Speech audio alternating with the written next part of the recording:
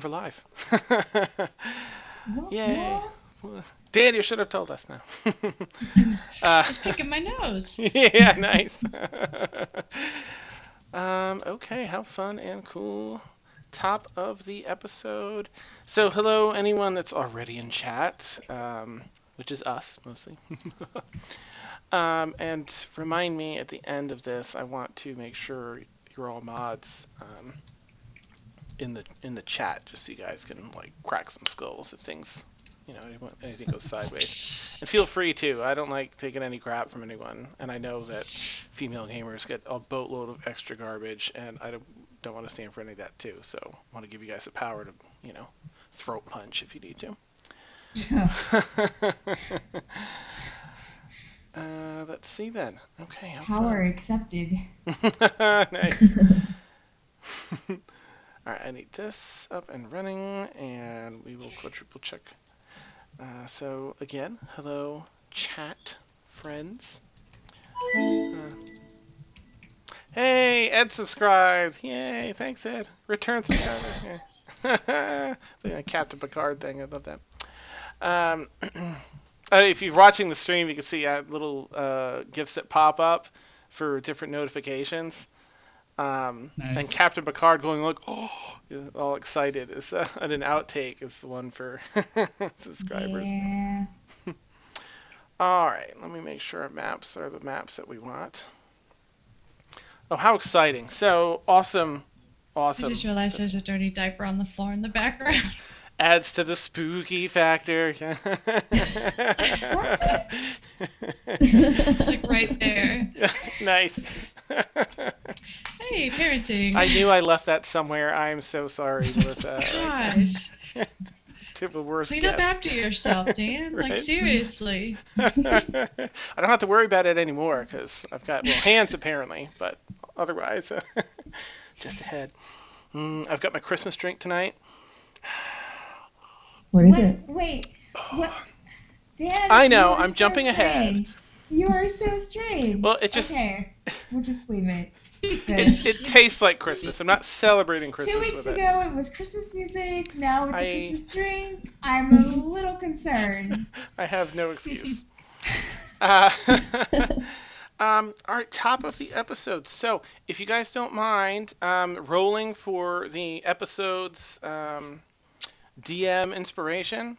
There you go. So just you grab your D20, like you Yeah? click and drag, and then right click right until you get the maximum number of D20s it'll let you do, which is like this huge Holy amount. crapazoid. Wow, And then you wow. roll it in chat.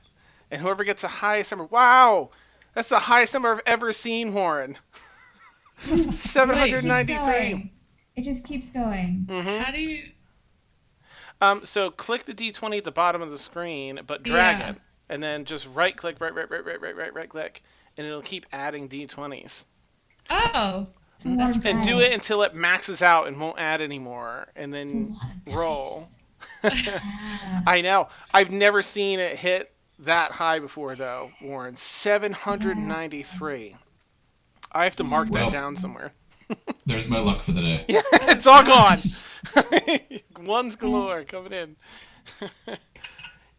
Oh, I was going to say, I don't think there's even a 1 among them, but there is. There's 1 1 in that entire... 1 1 and no 2s. Oh, jeez. So the winner, whoever gets the highest, I think we've got one more person, maybe.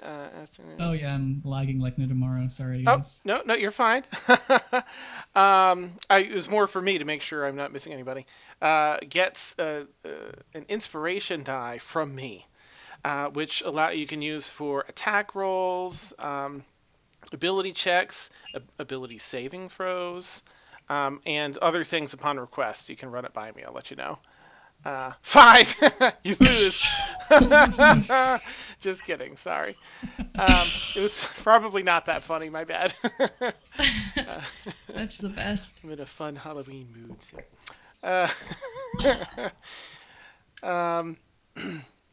Right. So currently it's a D6, but as you guys level up, it'll also level up.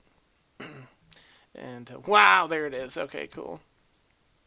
704. Okay, a good one. Okay, but Emil, You've got it for this Excellent. this one. Nice. Ooh, nice. So it's D6 again. You can use it when you like. I feel like Warren used some Jedi mind trick on his dice. No kidding. These aren't the ones you're looking for. Yeah. Nice. Excuse me. All right. So top of the episode. Jeez. We had a fairly crazy last episode. The party made it to the city of Rennes with Ren and Ayler. I didn't realize it was the same name there. Oops. Ren and Ayler. Ayler being very ill, the group discovering that he had a bunch of the black of his fingers wasn't rotting flesh. It was actually upon very close inspection, little tiny runic symbols all intertwining. A normal glance, it looked like just rotting flesh. At one point, he essentially detonated from whatever magical malady is affecting him, and it blew out the back of the inn. And Ormia was there; she was knocked unconscious. There were some battles because some of the sail, the crew from the sail ship you took, was like, "Hey, you stole our prisoner, and it's our payday, and now we want her back." But the group quickly made short work of them, especially Astrid. I don't know if you got to see, but you totally pwned. No, I didn't get to see that. Oh gosh. I'm cool. The couple, like the group split, and I'm like, but I was worried at first, and I figured, okay, Astrid would probably stand her ground and be like, okay, and just square up with the people charging at her. So a couple people went on to the inn and the smoke and stuff to see what was going on. But you and Felix and Emericina, I think, and someone else, maybe Kaylin, I forget. Anyway, you stayed, but you all did a great job. But it was cool. Astrid really squared off. It's just like, let's do this. You got to use your 2 key points, but you got to rest anyway. Which reminds me, I should make sure everyone gets their rest. Anyway, so escaping capture or torture or whatever these sailors had in mind, you escaped with Ren, with Ayler. I think it was Felix that saved, and Rhinwen that saved Ren's life. He was unconscious and being stabbed through the chest. It was pretty intense, but y'all found a nice safe haven thanks to Sterling Sam to rest for the day because it was like mid-morning. To rest for the day and lay low and sort of get your ducks in a row as far as what to do next. And that's where we'll pick it up. So, at the very tippity top of the episode, what's happening? Okay. So you're all in this random stranger's home. Sterling Sam had figured they were gone away for at least a week and probably going to be gone for a little longer based on some clues around the house. So you guys are chilling there. You've all roughly had the sleep that you wanted. Felix did slip out at one point, having something to do, and narrowly made it back. Thank goodness. And everyone else has been resting. So I'll let you guys pick it up from there. Everyone's fully rested. You know what? I'll say that Sterling Sam. Sam says she's ready. Oh, neat. Thank you. I will add her to the call. So Sterling Sam wakes up, and she lets you all know. She says, I think I'm going to slip out and see if I can find means to get us all out of this town. I may be... Hey, Sam. I may be going my own way because I just work better that way. But I did want to mention that first, I'll return and with any information I can find. Uh, Also, I'll make sure that I do my best to lead pursuers away from all of you. I'll leave some red herrings and some false accounts of my whereabouts and goings on in my wake, just to help keep any potential pursuers off your back. But I do want to say that here in Calais, it's my understanding that adventuring groups that are looking to protect their loved ones and their personal fortunes from those they've met on the other side of the sword, so to speak, they often craft names, a name for their group, their collective group, which they use to check into inns and to take up work and to build their renown. But it keeps the personal side of things separate from the work. You may want to consider doing the same. It really is a good practice. But Okay. but I'll be on my way and I'll return with any helpful information I find as far as how to get out of this town without any more run-ins. And she gives a nod and then heads out, slips out the door, super silent, like.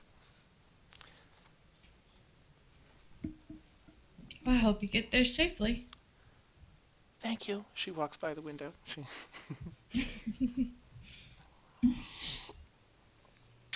Okay, so you guys are up and at 'em.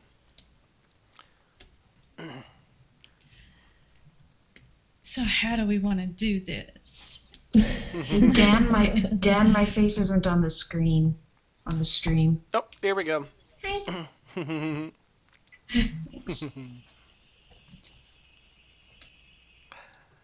Caitlin, did you want to investigate Cool. the? I think there was the weapons and armor that Jinx had mentioned.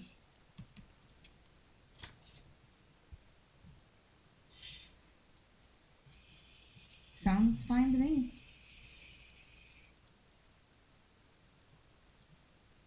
Nope. Sorry. Dan, we don't have any leads on that, right? Basically just what Jinx had talked about in her brief encounter with him. Yeah, he just mentioned that if there was a robbery that big, on that grand of a scale, then, or worth, items worth what those items would be worth, there are some factions that would likely know about it. I believe he mentioned the Harpers and the Zentarum, I think is the other group. Zentarum are sort of nasty faction. Let me see, I've got it here. Their motto is join us and prosper, oppose us and suffer. The Harper's a little more, even keel, like, let's make sure no one has too much power. We'll just keep our eye on things, all spy-like. As far as Jinx described. Sounds good. Let's see. How soon can we leave town? Yeah. Yeah, because I think we were needing to bounce pretty quickly. It's actually evening time now. I think Sterling Sam suggested maybe in the darkness of night. And she's out sort of trying to find like a safe way to split. But probably I mean, you guys can go whenever you like, but that's sort of what Sterling Sam had mentioned. Dan. Mm-hmm. Because I haven't watched the last episode yet. Right, Jinx. No. When Sterling Sam said she was going to get information for us, is she passed that information to us yet? She asked what everybody wanted to know. But said she's going to find out. She has to reconnect to her network. Right. Okay, cool. That's awesome. If you weren't there for that, because I can't remember if you're there for that part. If not, just Facebook message me anything that you would have asked her. Like, I want to know this. I think that was the episode before last. I think I'm good. I think so. Okay, cool. Yeah, cool.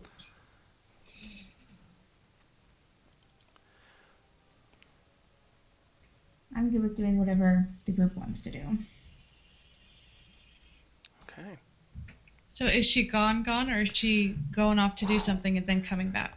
She's going off to get information, like to help everyone bounce out of town, like to find a way out of Okay. town that's on the low.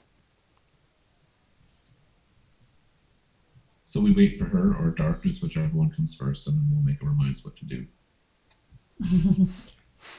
Okay. Might as well think of a team name in the meantime. Woohoo! Team name. Our origin story. Yay. Ren and Ayler are there too. Of course, Ren really hasn't gotten any sleep yet. Nor is Ayler. Ayler's more unconscious and resting in and out of consciousness. Ren, of course, a lot of frustration. I haven't really touched Ayler since we got back from the inn. Like, since we got here. Mm-hmm. Understandably. Mm-hmm. Last time I did, he blew up. All right, so you guys hang tight, waiting for Sterling Sam to come back. Maybe 45 minutes or so goes by when you start to hear a hum, like a really loud hum that's building in the air. What is that? Does this sound familiar? It's a similar hum that you hear from any type of arcana, any type of vibrant magic that you cast has a certain hum to it. Except as this builds, this sounds more like an arcane turbine rather than just a spell being cast. I'm checking over Ayler. Okay. Because I feel like this is the same thing I would have heard right before he blew up. Is it the same thing I heard right before he blew up? Because I heard something. You did, and it's similar, except it was much smaller when you heard it coming from him. This sounds like it's coming from outside. Ooh. Can I look out the window very carefully? I want to kind of peek out the door. Okay. You peek out the window and door, respectively. And as you do, there's the sun is right up in the area that you can see between the buildings, but it's suddenly blotted out as this massive shadow blocks out the sun. And when the sun's finally completely blocked out and you can see what it is, you're looking at the hull of a gargantuan ship equipped with large arcane crystals two on either side, held aloft in the sky by some unseen force. It's a flying ship. Is this a regular occurrence in this world? No, nope. In fact, Emil, you haven't. The last time you were here, you hadn't seen this. This appears to be maybe something new.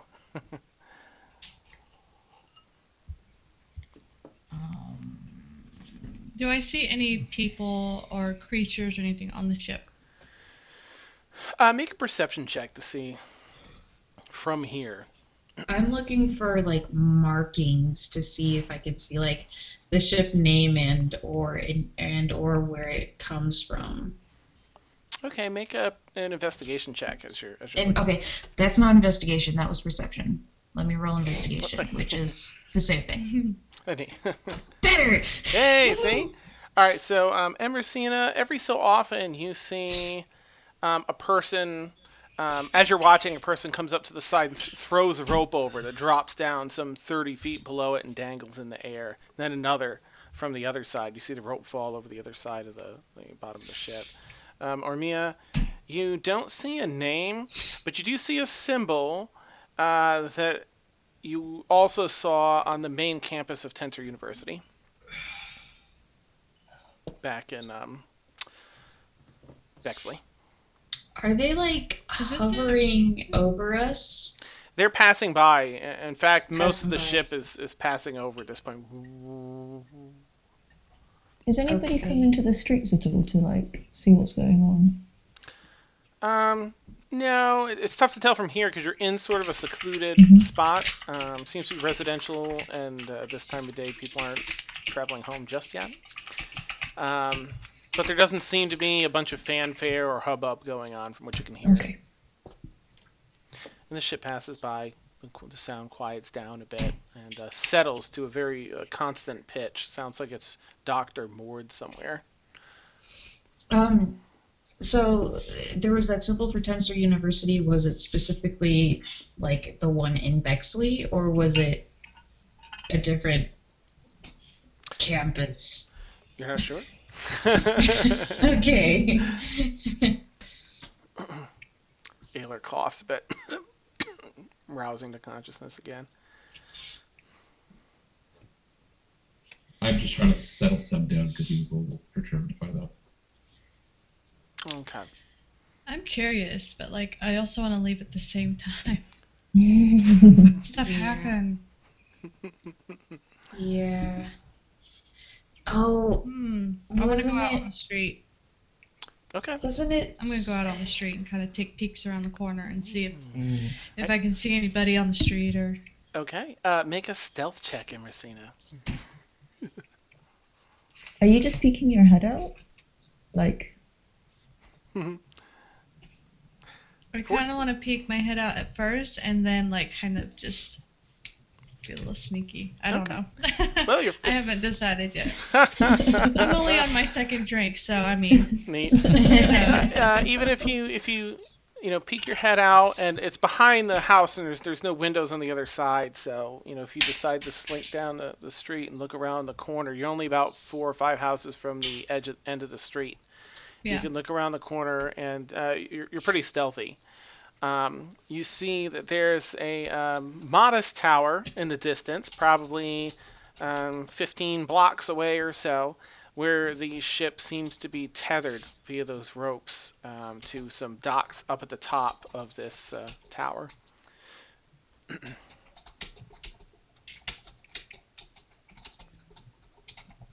Dan? Yeah. I noticed that there were some downtime activity rules for sowing rumors. Mm-hmm. Yep. When we figure out where we're going, would it be possible for me to pay somebody in town to sow rumors for me? Absolutely. Yep. Cool. Nice. All right. So there's. Oh, good. Yeah.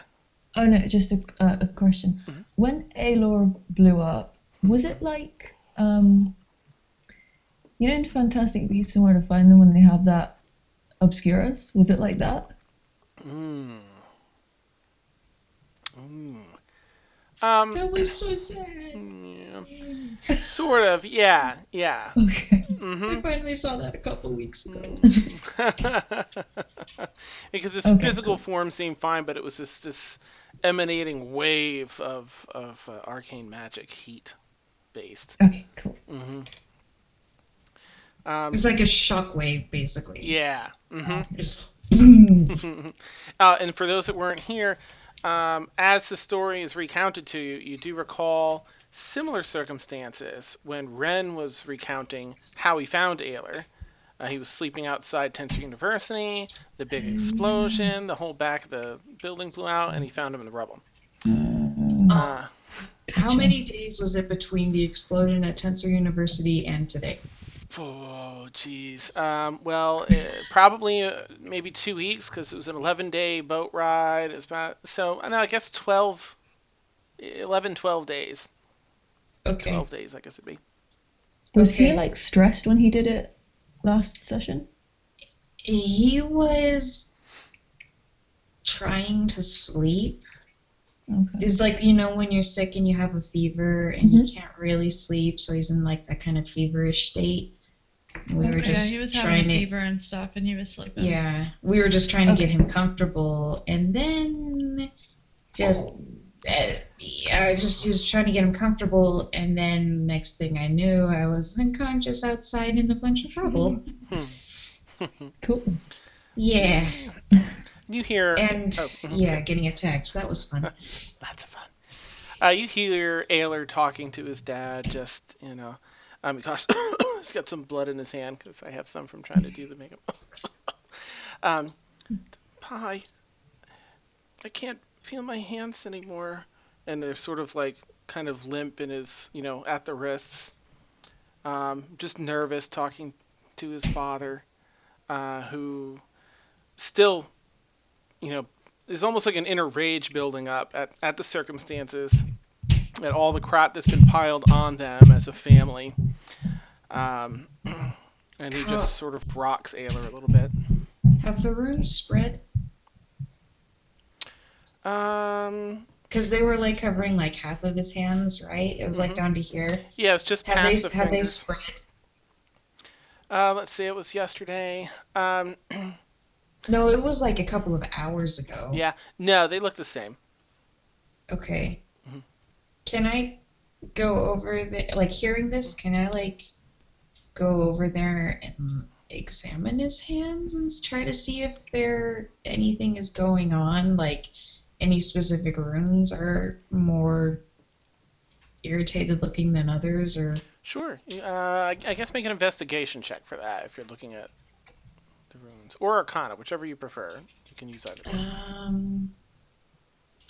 Oh, they're both the same. Okay. Okay.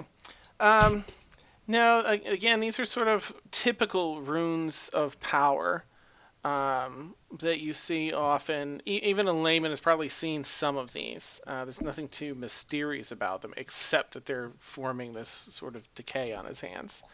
Would I recognize any of the runes from my father's armor building and enchanting?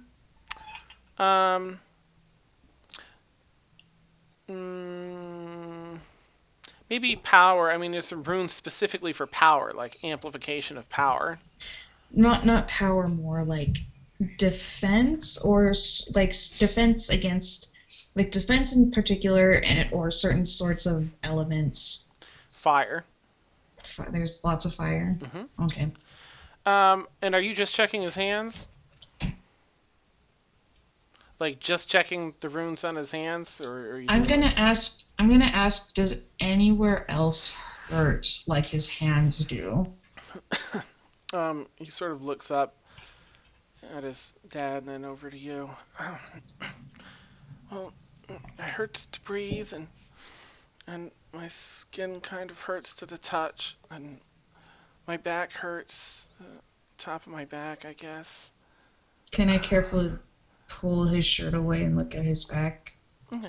Kind of lean him over Ren's, his dad's lap a little bit, and slowly being very pull up his gentle shirt. and trying to like be cheery, like a pediatric nurse. Yeah, little rub on the bottom of the back as you lift it up. Okay. I have little brothers. I know how to do this. So, and you can see he's looking a bit emaciated now. You can see sort of the ribs along the back and the spine protruding. As you lift the shirt over the shoulder blades, what you thought were the shoulder blades are actually, while he has shoulder blades, just inside of those are two protrusions off his back. It looks like bone that's sort of stretching the skin on, above it. That's Like where not wings good. should be. Does it look all right? Can you do anything for me? This is, you know what I can do? I can go get someone who knows what they're doing. I stab things, Ayler. I'm the daughter of a blacksmith. I'm not a healer. Someone come with me to go get a cleric. Before I see that, I'm gonna like, it's fine, go to the rest of the group.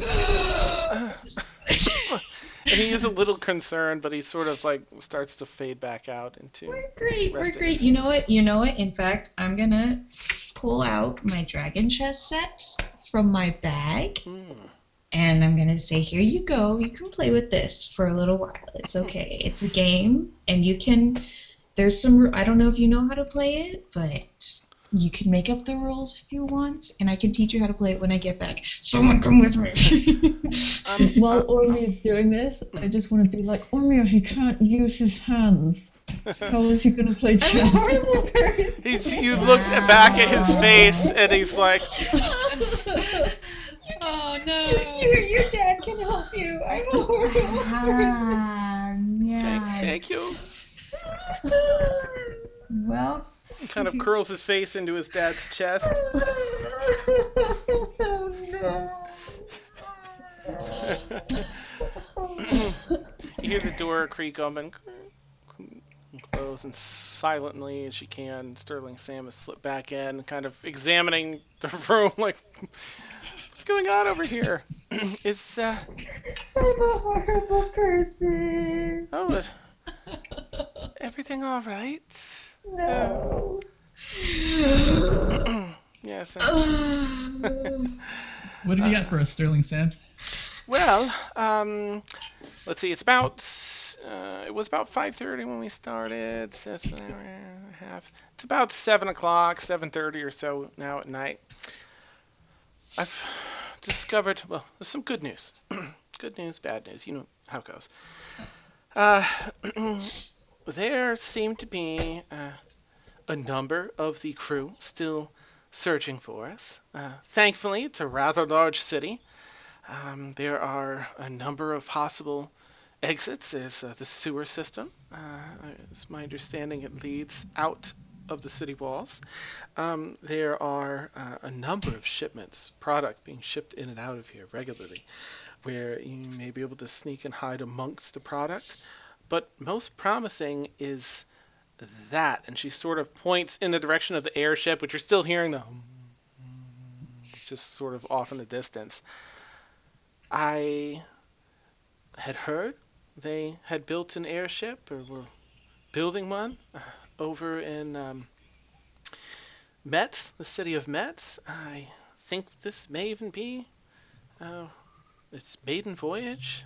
I'm not sure, but they are loading it to the hilt with goods to send back to Metz. And I've always found, while perhaps not the most ideal way of traveling, certain nobility always gets shipped back home when they, let's say, expire. And said crates are very rarely checked or inspected. Traveling amongst the dead, again, may not be ideal, but that would be my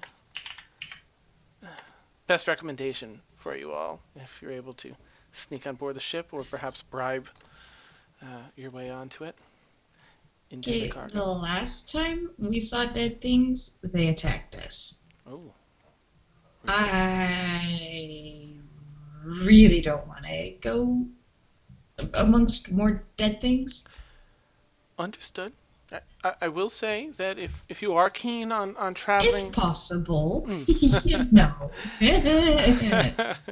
I would recommend perhaps as a second course of action, my second recommendation, perhaps traveling amongst merchandise, because you're looking at likely a good week and a half, 2 week trip by horse-drawn carriage to Metz if you're seeking the Runekeeper. Whereas I imagine the airship may be a little faster. But if you choose neither of those and the sewer or some other means, just be prepared to walk or perhaps hitchhike along the way. It's a main thorough fare right here for shipping.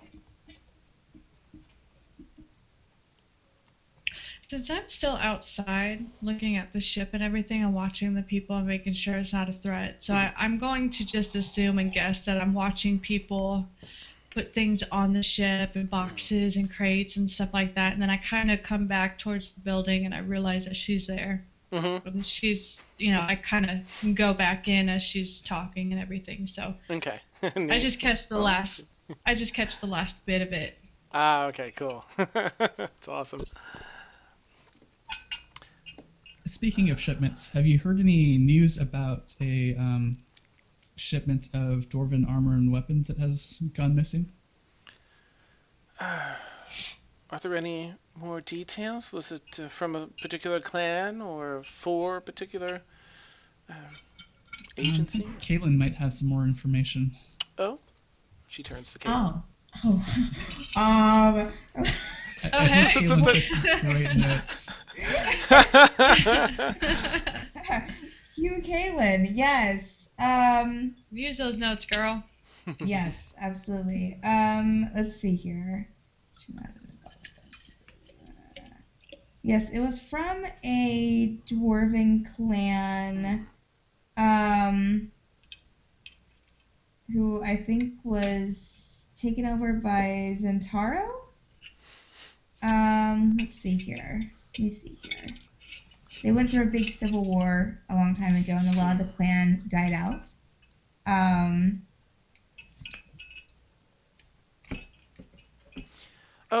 Is this the clan from Bon Nodir? Yes, that's it. Ah, okay. And I can look into that. Do you know who they were shipping this to? Or who they were trading with when it was stolen? I don't know that information, no. Was it It's some the... sort of, okay. it was some sort of kind of not really a peace offering, but to open new channels of communication with Tor, I think it was, or something like that. I should not have interrupted Dan. This is better. Shut. Oh, well, It's good I can information. Thank you. I can see what I can do with that information. I mean, it's a good place to start, knowing who's doing the trading. Yes, their armor was said to be some of the best. Very prized, very expensive. It's before the Civil War, I believe. Yes, correct.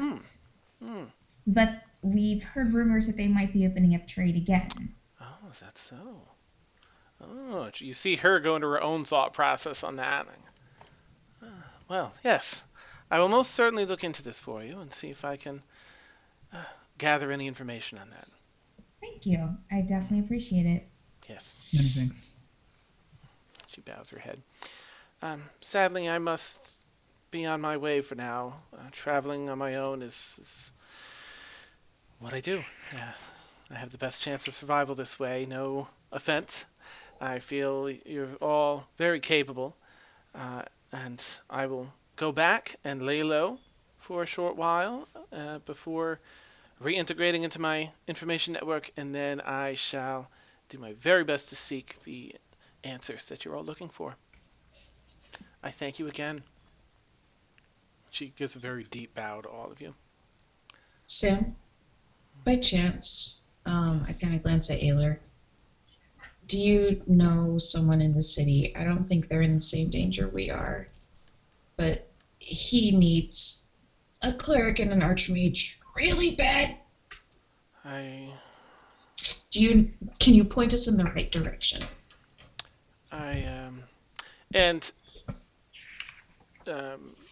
trying to think if you were here for this or not. She had mentioned the Runekeeper, not only for Ayler, but also for you after seeing the rune on the back of Kaylin's neck. Oh yeah, that was me she was talking about. Okay, yeah, okay, neat. Yeah. Since I Right. I don't know if cleric's magic would help. I feel whatever that is needs to be removed, cleansed before any healing can take place. Perhaps, and she sort of looks at Rhinewind, over your shoulder at Rhinewind. Perhaps if your cleric attempts to heal every so often, it may keep it at bay. I'm not that familiar with it myself, to be honest, but. Okay. All right, the ringmaster. I vote we drop these two off with that person, because then we don't have to worry about them anymore. I'm a horrible, horrible person tonight. Dan, did you want to keep an eye on the Facebook chat? I think we might have a. All right, let's see. I'm gonna Okay. ask Emil if about the Thank you, Ed. information that she said, since I came in at the end of it. Be like, hey, what all did she say, man? Like, did you fill me in? That's all right. Well, it sounds like our options are to sneak through the sewers or to try and sneak on the airship in the form of dead bodies, or to try and get with one of the many shipments that's headed out the front gate. Not really great options, any of them, but Yeah, wouldn't the front gate have more guards? more guards, but more traffic as well. I think. I mean, if we got in with a group or stowed away in packages, we might be able to get through with a caravan, perhaps. Hmm. I'm not a huge fan of the skyship. If something goes wrong, we don't really have anywhere to go. Except down. Down. We don't really want to go splat. That we don't. Yeah, I agree with that. Skyship another day then. How often do the guards check the stuff at the front gate? Like, do they check every one of them, or do they just like check every other, or We're not do sure. they just not care? We're not sure. You could always take some time and watch them to see what they do if you wanted to. But offhand, you're not sure. Okay. There's a tabletop game called Sheriff of Nottingham that this kind of reminds me of. Nice. Oh yeah. Yeah. Sweet. So are we being is like the whole city been notified that people are looking for us, or do we just think it's just the people from the ship? Sterling Sam only mentioned some crew members from the ship. I mean, you get the gist that this wasn't exactly legal, so they're probably not looking to, call 911. You get like they're probably not going to call in law enforcement. Is the gist you get? I don't think Ormia knows why the people on this ship are looking for us, and I know I don't remember why the people on the ship are looking for us. Can someone enlighten me? Because us? you guys stole Sam. Oh. During the fight, one of them was like, that was my retirement. Yeah. Like, give her back. Yeah, I'm debating whether we could just like walk out the front gate. I think it's possible.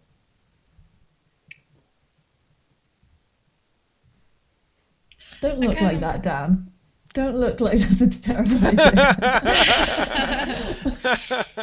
You can freak her out. According to DM Face, it is not possible. Not unless we want to do a prison break later. No, you guys are good. It's all in the rules. So we fail either way. I agree. I don't fancy the airship, and Astrid's not good with anything underground, so I don't know if I want to go sewers.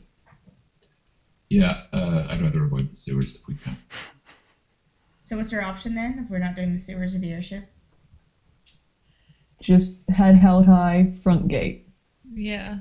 Oh, well then. Emil, do you know if there are Going other to be gates interesting. in the city? Let's see. City of Rennes. So there's a north gate, a south gate, and an eastern gate. Eastern gate is the main gate. That's the road that leads over to slightly northeast, like 2 weeks.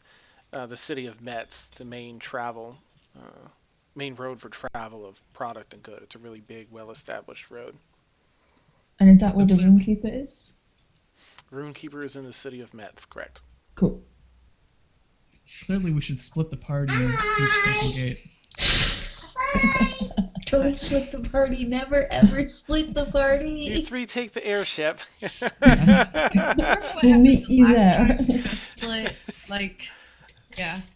Yeah, the last time we got split, We have not had good, no good experiences come from splitting up, apparently. It's about 8:30 now at night as you guys sort of sit around the table there, the kitchen picnic table. And Do the gates close at night? Good question. would. I That feel is a like good I would. question. I feel like I would know the answer to that question. Yeah, that's true. Okay, fair enough. The north and south gate close at night. The eastern gate is always open. Okay. Always manned, always open. How high are the walls Outer and the walls, gates? you're looking about 30 feet or so. Don't we have that rope thing? Oh yeah. It's 50 feet long, I think. 50 or Oh, 60. I had it written down. No, we have the rope of climbing. 60 I foot. like that. 60 feet. Can hold up to 3,000 pounds. God, I wish I had some of that in real life. Nice, yeah. I know, right? And then I think it shortens when you knot it. But when it's knotted, Down the street, you hear, easier to. open up! What? This is about 8 houses down the street. You're pounding on the door. Then you hear another house down the street. I saw this in a movie once. Lock the door, Wait. though. Move on. Wait, I think they're looking for people. They might be looking for us. I think they're looking for us. We have to go. We have to do Yeah, something. we gotta go now. Yeah. What about Ren and Ayler? Escort mission. Nice. Move it, Antler. Go, go, go! My grandma could walk faster than that. So can we touch Ayler or no? I'm scared to touch his others. father has him, wrapped Okay. up in his lap. Okay. All right. Do we all have cloaks? Do we all have cloaks? Something we can disguise ourselves with? I said open the door. I don't have a cloak. I gave my cloak away. I have traveler's clothes. Does that include a cloak? I think so. Okay, cool. I got a creepy skull in front I of have me. common clothes. Would that have? Forgot we I pull the blanket out and I throw it over you. I don't think I really have anything behind me. And we gotta go. We gotta go. Yeah. Dan, is there a back door and are there windows? Let's see. There are no windows along the back door. There's a room you haven't looked in yet. There's like a kitchen area off to the back, right, of the building that you haven't been in. No windows or doors in this particular part. But you can always check Kaylin that out. goes and looks in the kitchen. Okay, you do see a small door off the back of the kitchen. Guys, there's a small door in the kitchen. Another house closer. We Okay, have. let's open this and see if it Guys goes out. screaming. If there's a tunnel or Get out of something. my house. Is Aylard Ray? Have we convinced? Is it Ray to come with us? With Aylard? Ren. Ren. Yeah, he's on board. He hears this too. Okay. He doesn't want Okay. stuff that he's still wounded. He lifts his son up, puts the blanket over his chest, gives a nod, and starts hustling behind you. All right. I'm ready to head out. Let's Yep. stealth up. I take the blanket off the bed of the I have house. I nothing. really hate this, and I throw it over Astrid's horns because I throw it over you like a cloak hood because you kind of stick out, dear. Just roll with it. Just roll with it. So you've got like Aw. It's like a cloak. like A 2.5 cloak feet with the above very your white head hood. that I'm drapes sorry, down I'm like so a horrible. huge hat of some sort now. I'm awful. Just so panicking. This might look more conspicuous than the other. You're not sure. No, not like a hat. Not like a hat. Like wrapping it around like a cloak. Not like I straight hope on it's top not like a white ghost sheet. Nice. Not like that. Not like that. I'm trying to be like stealthy, so it's like a cloak with a hood. So it's like a wrapping or like okay, like Nice. to see the blanket, So it's like this. Like Her this, antlers are like over 2.5 your head. feet up. Yeah, I know. So it's it's just very wide. So it's Nice. kind of like this. And it's up like this. The resting on the top of her antlers. It's fine. It's fine. gonna stay here the rest of the session. No. Kaylin, you open up the door, and it does Yeah. appear to go into a smaller alley in the back. Maybe about 3 feet wide. Not super wide. Oh, Ren, wow. you can I'm head. gonna hold up the back. Okay. I'm gonna hold up the back with my bow drawn to make sure that somebody doesn't come busting through the door, so we can get out of here. Neat. Okay.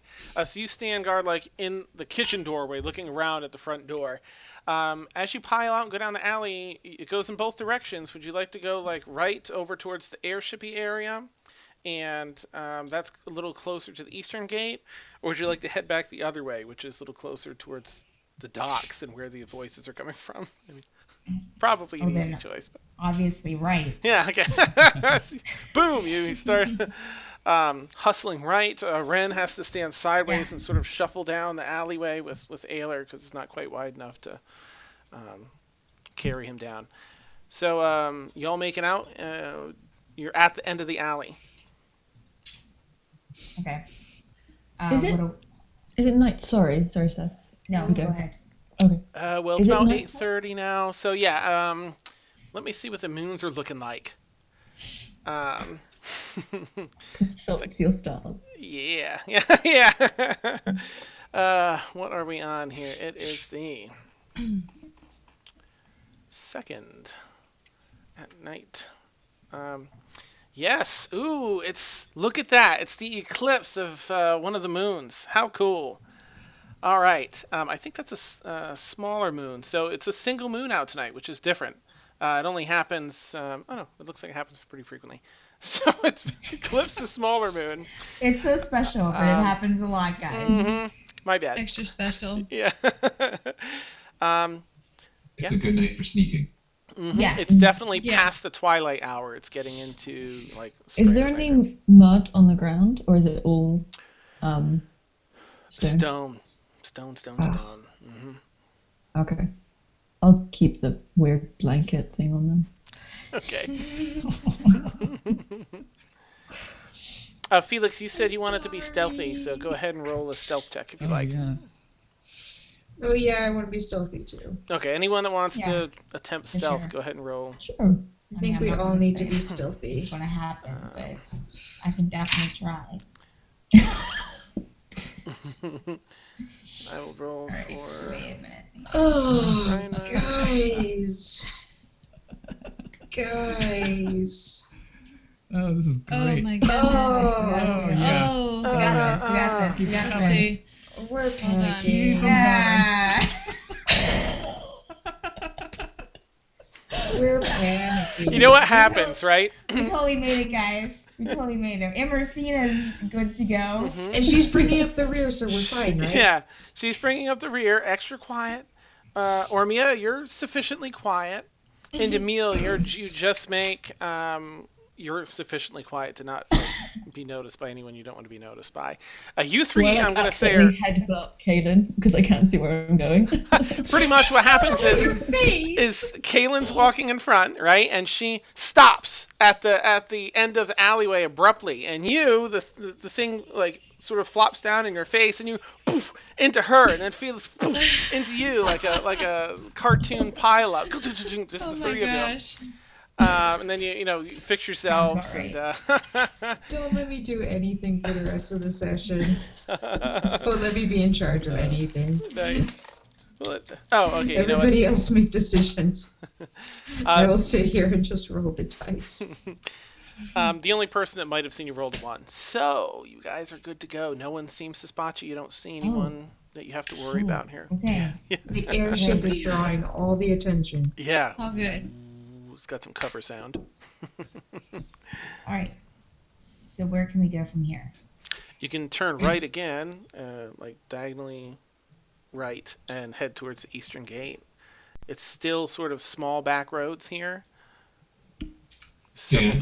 Mm-hmm. Okay. I seem to recall that I'm in the possession of a map of the city, so I might be able to kind of guide us pretty safely, like a pretty reasonable path to where we're going.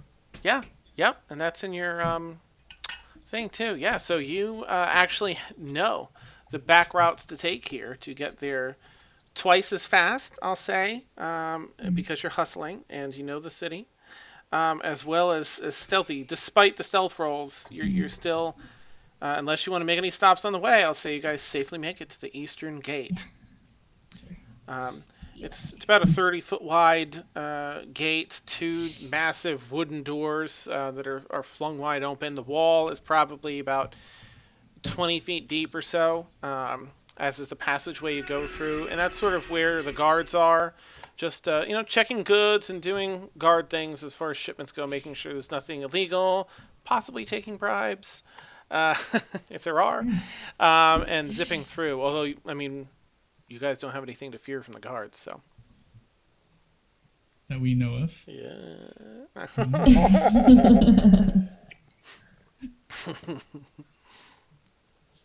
The guards wouldn't know that we're wanted? That they're looking for us? They're not looking for Just us. some ship a sailboat. Just some, they're randos to these people. Okay. As far as you Okay. know. Okay. Drunk. Are they pretty sober? No. Sometimes guards drink. Sorry, Melissa. My VC was gimping out there. Can you hear me? Almost. It's going so slow. Stop it, VC. Work right. Okay. Go ahead and try again. Sorry. Hello, hello. Okay, I heard most of that. Hello, hello. Okay, can you hear me okay? Yes. Okay. I was wondering if the guards were drunk or anything like that, or busy with doing something else. Because sometimes when guards have, the night shift or something like that, they're bored, there's nothing to do. So it's just like, is there anything that they're doing or distracted by? Or would they be distracted by some alcohol? Yeah. Oh. Hey. Nice. I do have something that can create it. Oh, yeah. There we go. It just takes some time, though. Yeah. Well, it depends on what you guys are doing. If you're just looking right now, then Yeah. I would say that most of the guards are sort of busy checking. They have everyone sort of forming a line. Everyone with carts has their own line. People walking in and out seem to be passing through a faster line where they're maybe just checking and making sure everyone's on the up and up and finding out what their business is. It's a very, very fast line for people that are leaving the city. They don't really care as much as long as they're not leaving with anything valuable. It's a quick, not a pat down, but sort of a pat down. I think we Kind might of be like going too into obvious. a football game where they have to where they look in your bag and they're like, look, nothing illegal to blow up, and you go, Yeah. Hmm. we might as well just do that. Yeah, but do you think we could get by with Astrid having everybody being all covered up and stuff like Oh, that? I'll take it off. Probably not. I concede. That was. No, that's cool though. That's good. But at one point, after falling in your face a number of times during the run through the city, you're just like, no. I mean, you take it off and refasten it as a cloak or whatever you want to do with it. Armia is really tired. She's been blown up today. Yeah. She's been stabbed. It's not a good day for her. Does Kaylin's jug, does it produce, mud? No. No, Okay. it produces acid, poison, beer, honey, mayonnaise, oil, vinegar, fresh water, salt water, and wine. Okay. Okay. Next, and he's just waving. There's not anyone in particular, just whoever's next. There's no one else in line. So Just calling out next, today. he's just calling to see if anyone's. Before we kind of get there, I'm gonna let Seb go because Seb will probably follow me. So I don't want to have to explain. I don't want to have to explain why Seb's in my cloak. So I'm Okay. just gonna let him go. Flies away up over the wall. Okay, Out of sight. perfect. So Good idea. All right. So we're going through the gate? I don't want to be first in line, but let's go. Yeah. Yeah, I'll go. I'll be All first right. in line. I'll go last if you want, in case they don't let me through. I'll be behind Kaylin. Okay. Kaylin, Felix. I I'll go behind walk him. as I'll nonchalantly be second to the last. to the gate as possible. Yes. What was your? Well, good day. Firstly, good eve. Good day. Good day. And please tell me. And he kind of looks at you and the party. Together. Yes. And what was your business here in Rennes? We were here to visit a friend. Okay. Do you have any valuables or anything taken from the city without permission? Absolutely not. Hmm. You know what? He's just going to. Even though How come you don't, but you sort of kind of did. You know, how would that be? Because you don't. You're we not taking it don't? from the city. Sam What's that? isn't even with you, so. Yeah, we don't. That's the truth. Doesn't count. Okay. Caitlin smiles at him and says, "It looks like you're having a lovely evening. How's your shift going?" All right, I suppose. Turned into a double today, so Hmm. looking forward to it being done. The eclipse tonight, so. It's lovely. It's lovely. Wonderful lighting. Caitlin flips her hair a little bit. You know what? I'm gonna just see how he perceives that. You see him sort of fix his frame. Yes, well, Stand up straighter. I'm standing in the back, kind of going.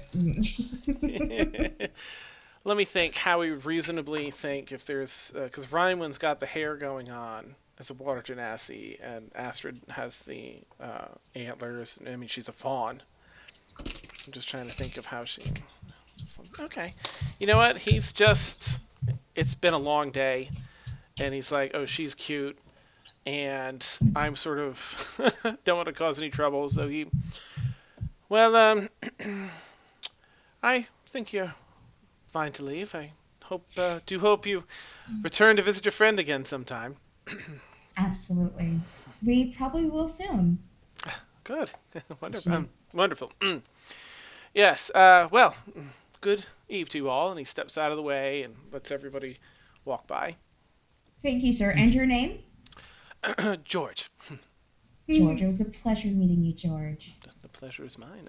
May I kind of looks at some of the other guards nearby. They seem to be doing their jobs. May I ask your name? Yeah. My name is Kaylin. Ah, fine name. Fine.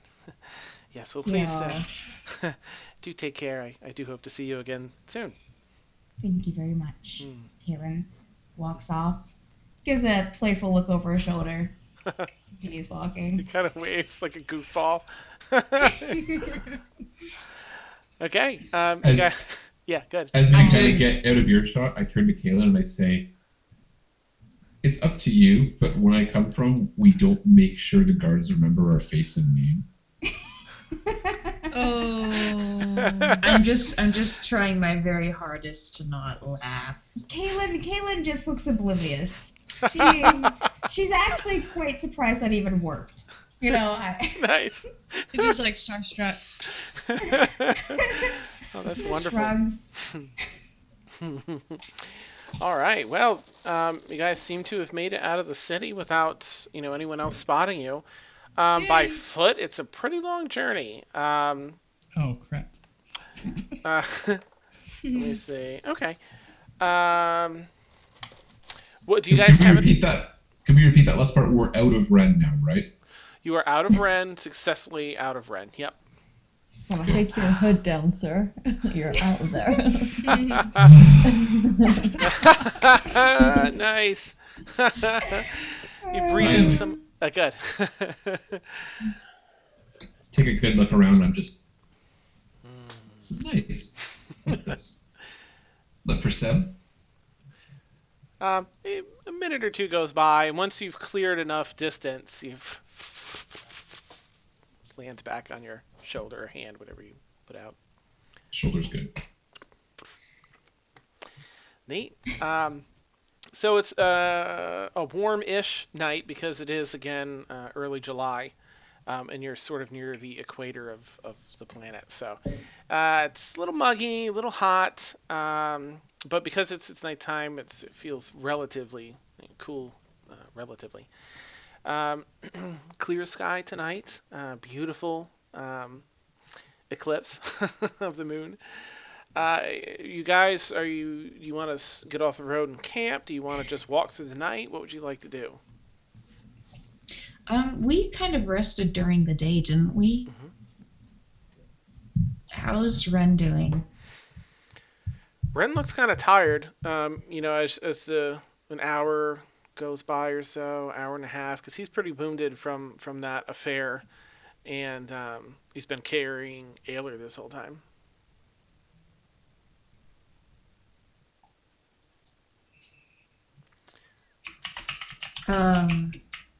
Would he be down with everybody taking a turn carrying him?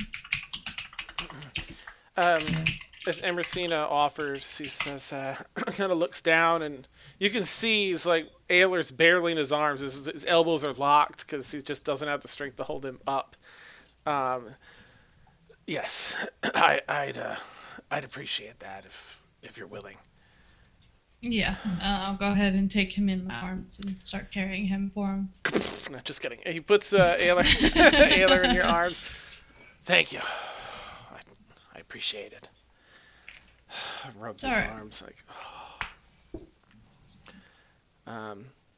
Now you remember Sterling Sam saying that this road is traveled and you might be able to hitchhike. You haven't seen any wagons yet, likely because it's nighttime. They do travel sometimes at night, but they're sparingly. Would you guys like to walk through the night then? I like to walk till at least midnight. I mean, yeah, at least have the night or something. Walk part of the night, sleep, and then in the morning, if we're walking, we have a good chance of catching something. But we'll be a little bit out of the town. We won't be like right up against the walls. Yeah. Yeah. Okay, well, let's see what happens. Random encounter table. Less evil chuckles from Felix, please. Nice. Okay, you know what? Actually, nothing would happen tonight. So, you guys do just that. We'll still keep watch. Neat. When we get to wherever we're resting, we'll still keep watch. Okay. As we're walking, I'm still keeping my eyes out. Nice. All right. Ever vigilant. You guys continue to walk until roughly midnight to 1 or so. You set up camp. Takes like an hour. Everyone's able to pile into their. I don't know if you all have tents, but whatever you guys are using to sleep, bedrolls or tents, you get it squared away, and you have a good night's rest, which would take you until about 8:39 in the morning. And I'll say that you do. Let me just double check because I feel like you would definitely have some people coming out of there in the morning. Oh yeah. It's like perfect timing. People get their goods ready to go. They leave early in the morning from Rennes. So with the time you're waking up, it just happens to, it coincides with a couple wagons coming by. You hear the horses and the wagon sounds and such, in case you want to approach. Okay. You gonna go approach him?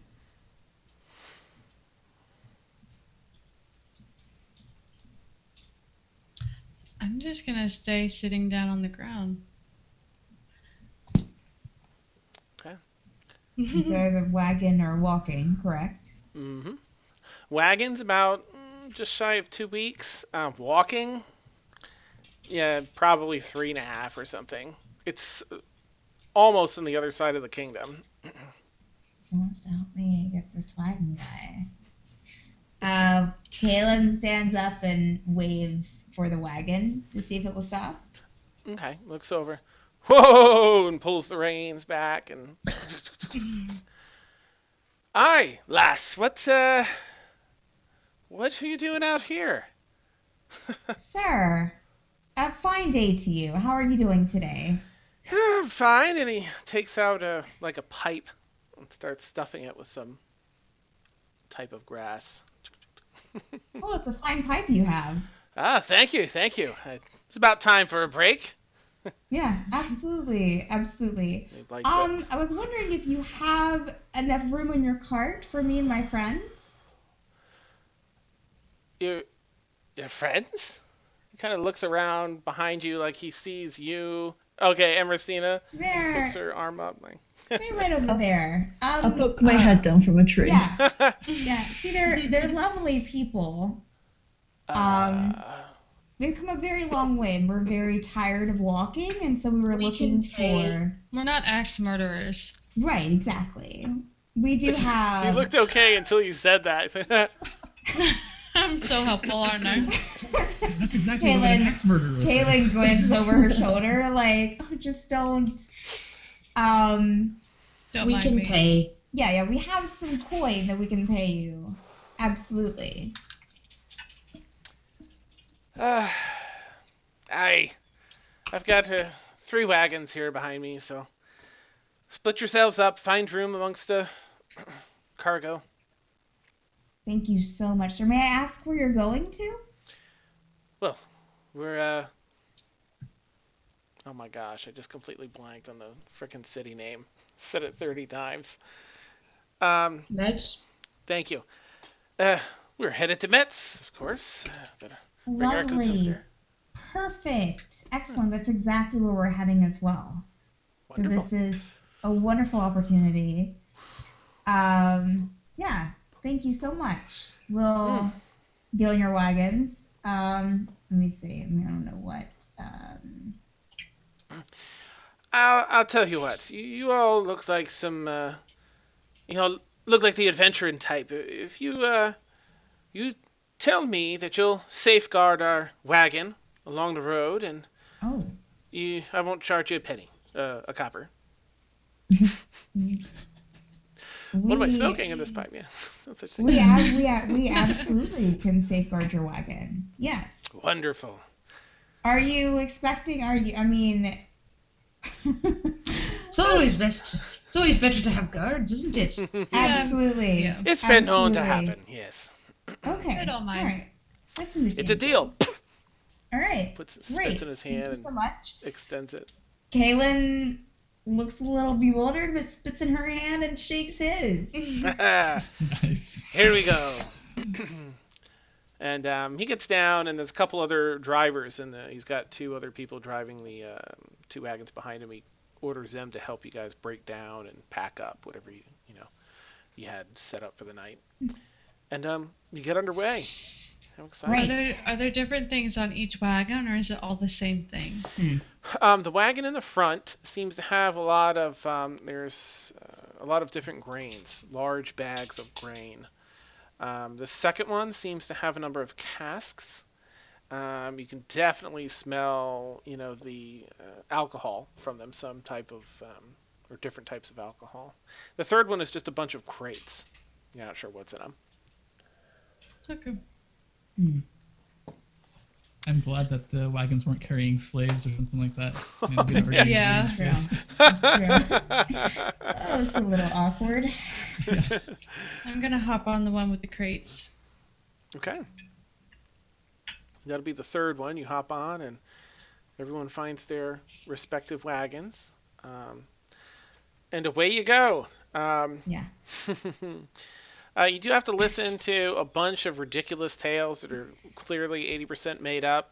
This guy's a storyteller, and he talks about sailing off the coast of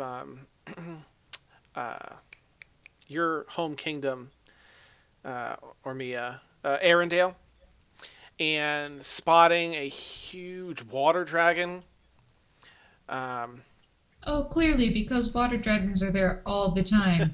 There are rumors of that. It's based off a rumor, and on printed maps of Ephron, there's always a water dragon there on that side of Of course they Arendelle. exist. Is it like the? Is it kind of like the Unagi? Yeah. Nice. Let's see what happens. Now, if you guys have anything in particular you want to do on your travels, you're welcome to let me know. Otherwise, I'll just sort of skip ahead a couple days here. If he's talking about being around my home, I'm gonna talk. I'm gonna sit with him and just talk. Oh, neat. It's gonna start out me trying to like point out his crap, and then probably turn into us being friends. Neat. I love that. He tells you, you find out his name is Bertrand. Bertrand. Okay, spell that. Bertrand is Bertrand. All right. And he's a merchant. He's a merchant. he appears human, but and you're not sure if it's just him and his tall tales, but he talks about stories from like ages ago, century and a half, like longer than a human normally lives, like as though he was there. Um, and you ask him about it, calling his crap out. It's like, well, I'm just, long lived. That's my father lived till 206, and and he goes on and on and on. um, all Okay. right. So Sure. Let's go with that. Can I Go for it. craft some beer in my alchemy jug to share with everyone? Ooh, nice. Yep. Thankfully, he seems to be prepared with a number of mugs. Yes, great. And he passes them out to Perfect. anyone that wants to drink. We missed the mayonnaise though. Oh, it's true. Yeah. Nice. I Ormia's never had beer before, so she'll take it and she'll take a sip and kind of like not quite spit it out, and then surreptitiously like dump it off the side of the cart. Nice. Awesome. And just keep drinking her water. Beautiful. Oh yeah, how's is Aaron and them still with us? Oh, Ren and Ayler? Ren. Yep. Ayler. They're Which wagon did they choose? I'd say they're probably in the grain one, the first one, because Ayler could be laid out in those, a little softer in cargo in that one. Who's in the first one besides them? Or Mia? Okay. I am, because I'm think talking to the Kaylin. guy. Yeah. Okay. And then Ren and Ayler is probably all that would fit in the first one. Yeah. Who's in the one with Emercina in the final one with the boxes? Emil, okay. And Felix and Astrid, you guys are in the middle. Cool. They're gonna kill each other, aren't they? Nice. Every so often you hear some challenge go off between the two of them. I'll say Ryan. Ryan wins probably. Oh, I don't know. There isn't room in the front one, so she'd probably maybe go with Emercina and Emil in the back there just to keep guard. And I think she'll be in the middle, so she can go and heal Ayler whenever he needs it easily. If she can't fit in the front one, she'll be closer. Okay. All right. So day 1, safe, and day 2 already rolled for, safe. Day 3, you guys get to roll as you sleep on the third night. Wisdom saving throws. We're keeping guard. Oh crap!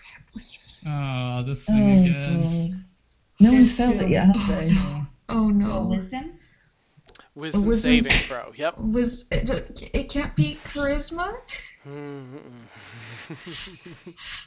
I don't have a modifier. Cool. That was close, Felix. Okay.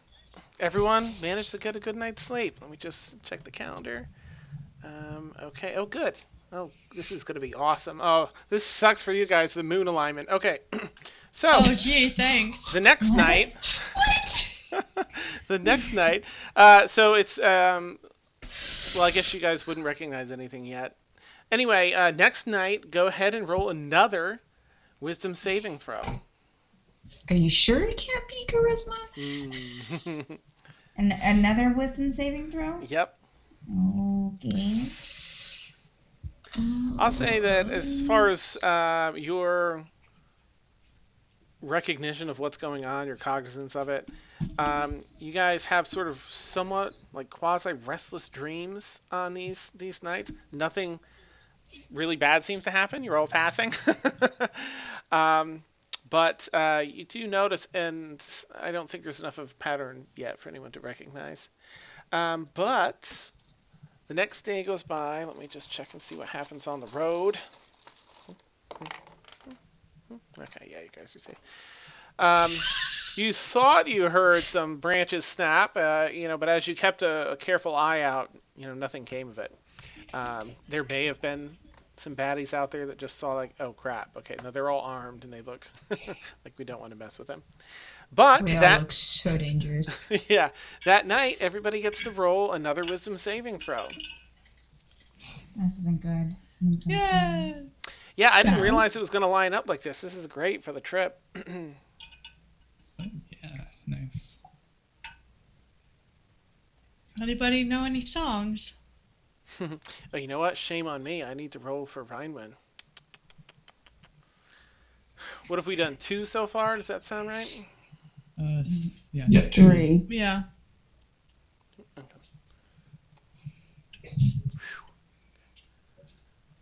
And 12. All right, good.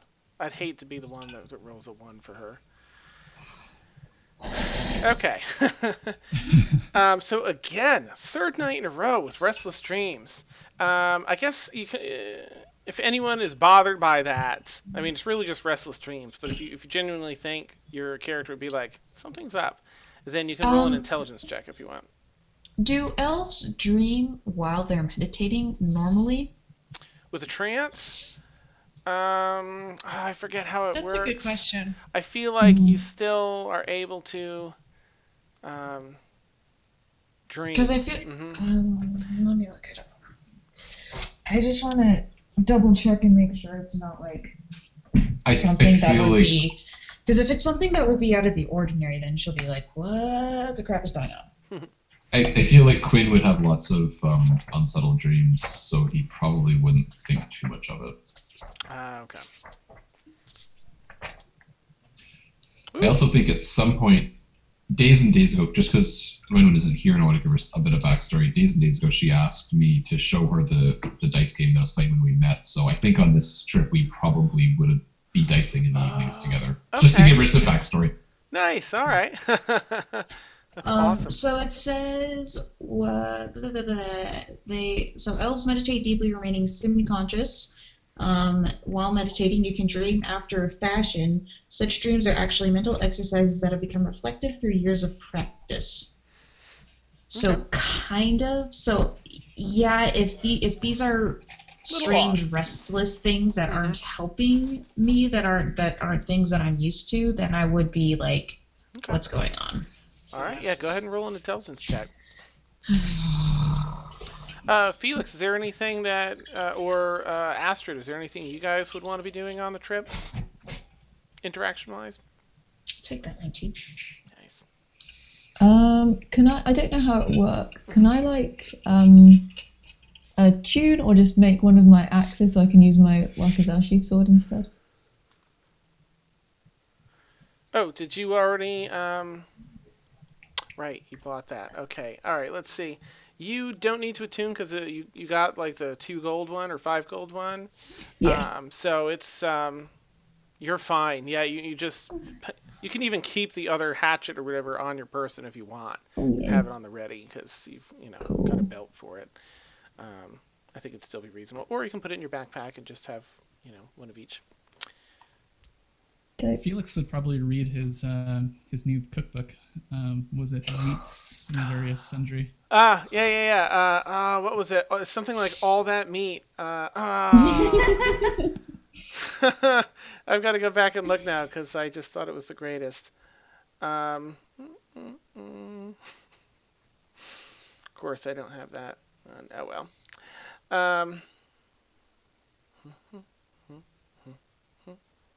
Come on, where was it? It was Randos. I have it in here. I feel like at some point I probably would like spar with Felix just for, fun. Okay. If you were up for it. Of course. Neat. Anytime. You do pull over and rest every the horses need to rest and eat, drink and all that, so you do have time to outside of the wagons to do things. Yeah, All That Meat, a compendium of meat-based recipes. Out of morbid curiosity, Yeah. Is there any entry for ravens? Oh,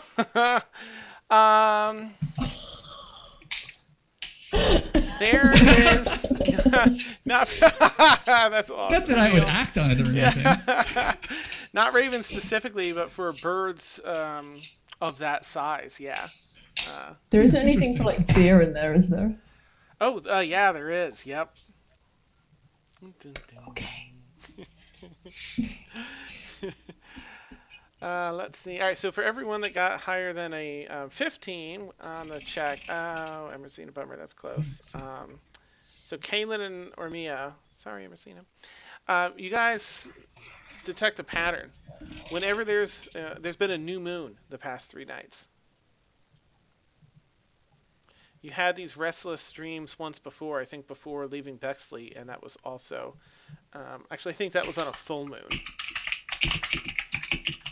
That was on a full moon.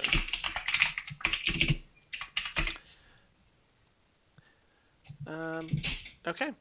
So that being said, next day comes around, and 1, 2, 3. It's another new moon. Because one is a new moon, and then the other moon becomes a new moon right after. So sorries. Nice meal. Go ahead and roll another wisdom saving throw.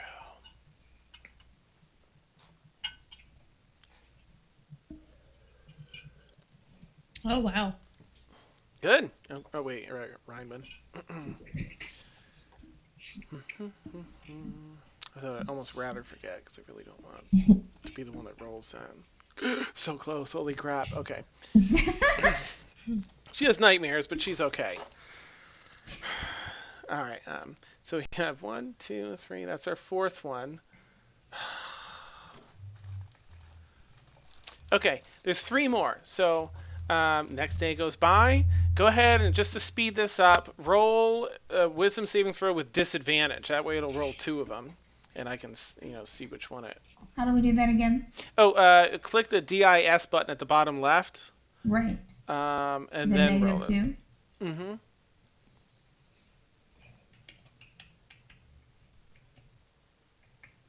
Jeez. Guys are giving me heart attacks. All right. Kaylin, you have a -2? Yeah. That's brutal. Oh gosh, it's a 7. I thought it was a 1 for a second. Okay. And then the final one, you don't have to roll with disadvantage. Just one final one for the final new moon. Oh, good. Oh. I thought it was a 1 too. It was also a 7. All right, and then we're good for a while here before. Yeah. Oh, but not before the end of the journey. Okay, all right, so we started this day. 1 week. Oh, no, we'll be good because it's 2 weeks. You guys hopped the thing. All right. So the next few nights pan out, and that's it. What sort of things are we dreaming of? For you, since you're sort of, I picture Vulcan meditation. It's just your mind is just going off on on different tangents that you don't want it to go on. You're having trouble focusing. So it's not so much bad dreams for you since you do that. It's just more frustrating attempts at Relaxing. For everyone else, it's random. Some of it's sort of based on some of your fears. If you have personal fears, some of the sad moments in your life might replay. You might have an overwhelming feeling of loss, or different negative feelings you have get really amplified and played up in this overly dramatic way in your dreams. And sometimes it's just scary crap happening. But the closer it is to a roll of 2, the worse they are. And thankfully nobody got a 1. Okay, so I never died. Oh yeah. As we were going, I feel like Ryan would be healing Aether every so often, just giving him a cure wounds. Okay. Every so often. Good. It does seem to. I'd say maybe the first night goes by, that next day of travel, that next night, and then that's probably when you'd realize that the blackness is sort of creeping up a little bit. The protrusions on his back, the skin gets a little tighter. It's a little tighter the next day. It does seem to be helping that she's healing. Rhinewind's healing him. It seems to sort of slow the progress of whatever's going on, and it's actually good that she's doing that on a meta side.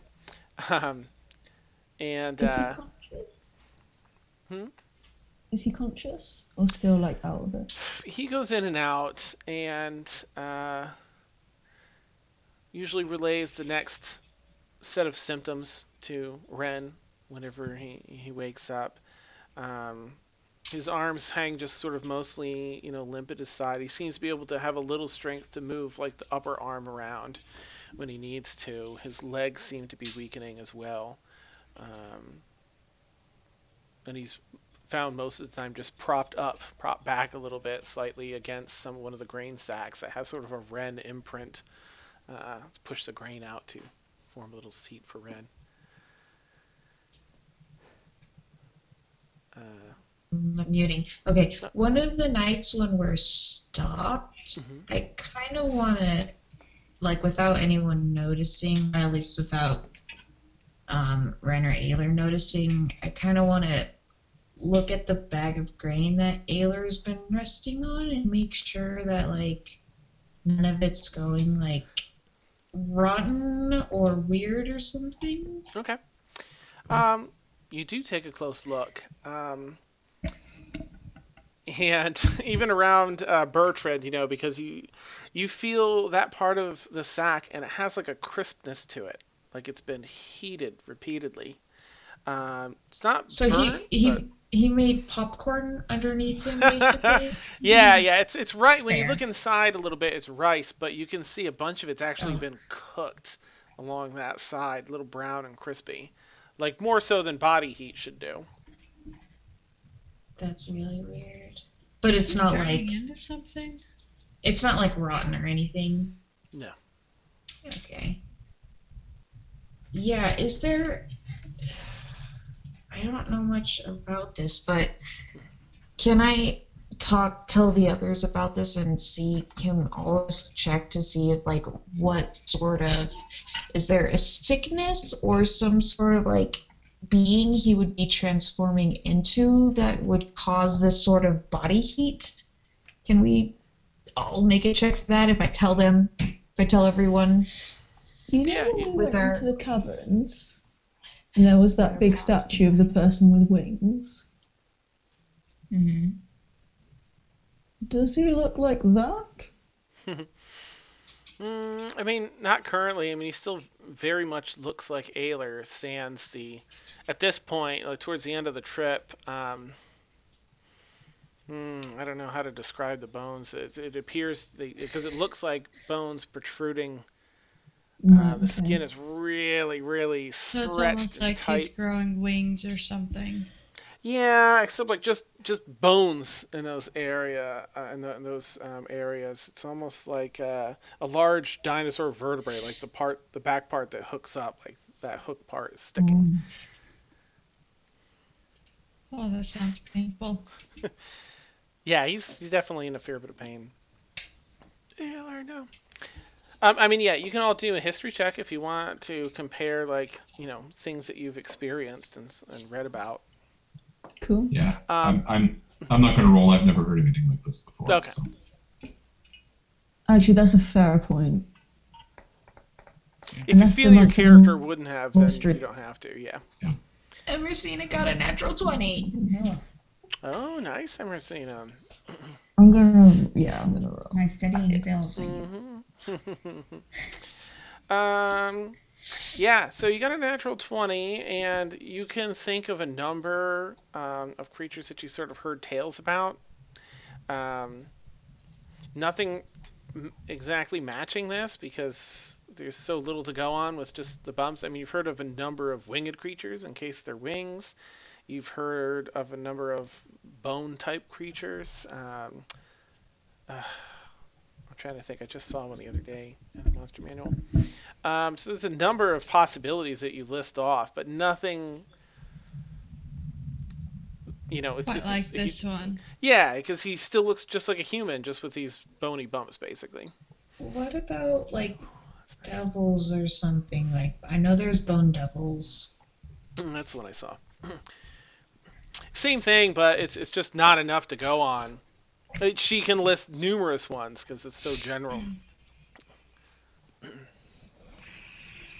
It's like a doctor. It's really hard to diagnose. Yeah, like, it's got to be for everyone. Um, so at the end of the journey, which is the 16th, you left on the second. The second. This is the 16th. It's in 2 weeks exactly. You arrive, and you know you've arrived in the city of Metz because There's a parade waiting for us. yeah, that'd be great. It's a parade with guards and shackles. It's really a city unlike any you've ever seen. Even from the distance, it stands out on the horizon. Different tiers to this city. There's a river, a number of rivers that seem to flow by it. And as you approach, you see it's built on and around these rivers, and it has a different. It's like a tiered river. It flows at a certain height for so long, and has a short waterfall, and then down and down and down. Um, and let me see. I think I have a rough picture, which I'll share it when we get back from the break.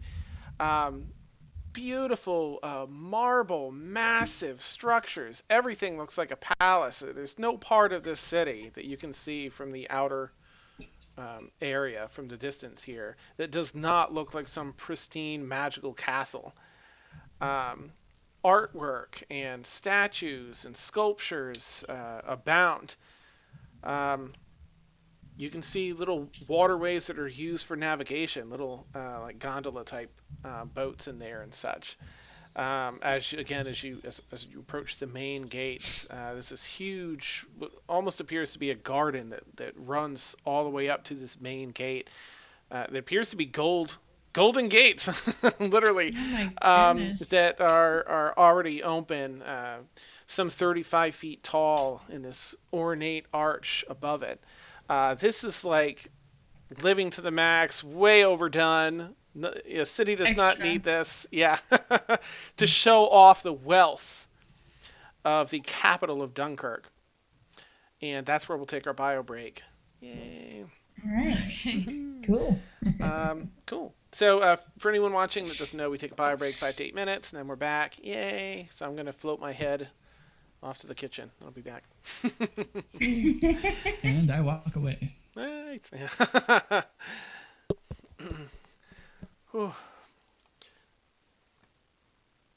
Hey Frank, thanks for joining us tonight. I'm just pulling up chat now.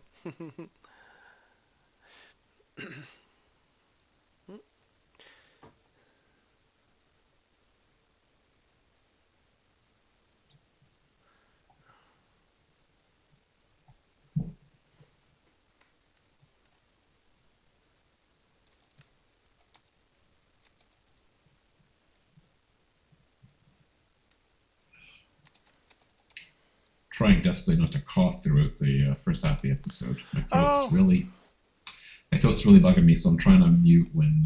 So if you see me talking in the second half and nothing's coming out, it's because I muted myself again. So. Okay, yeah, I hope that gets better soon. That's such a pain. The throat, especially. Yeah. I'm gonna go through and check all the messages. Sorry, I'm a terrible multitasker. Yeah, that stinks. Is it a cold, do you think, or Maybe something coming on, I'm not sure. Go away, cold. Mm. This is good. It tastes like black licorice. I love black licorice. Nice.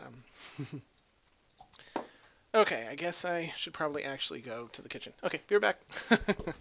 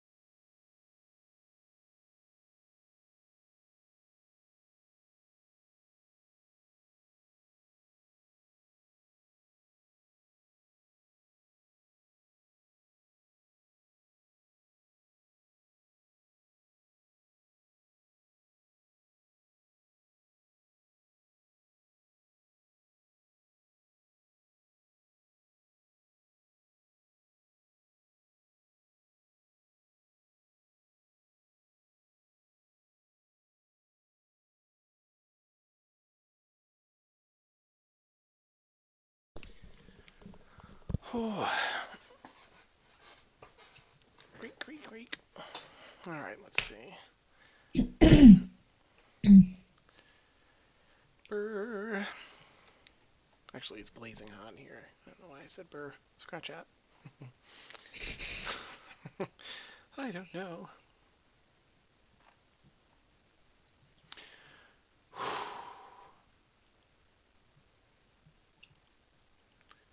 All right, got some fun stuff going on.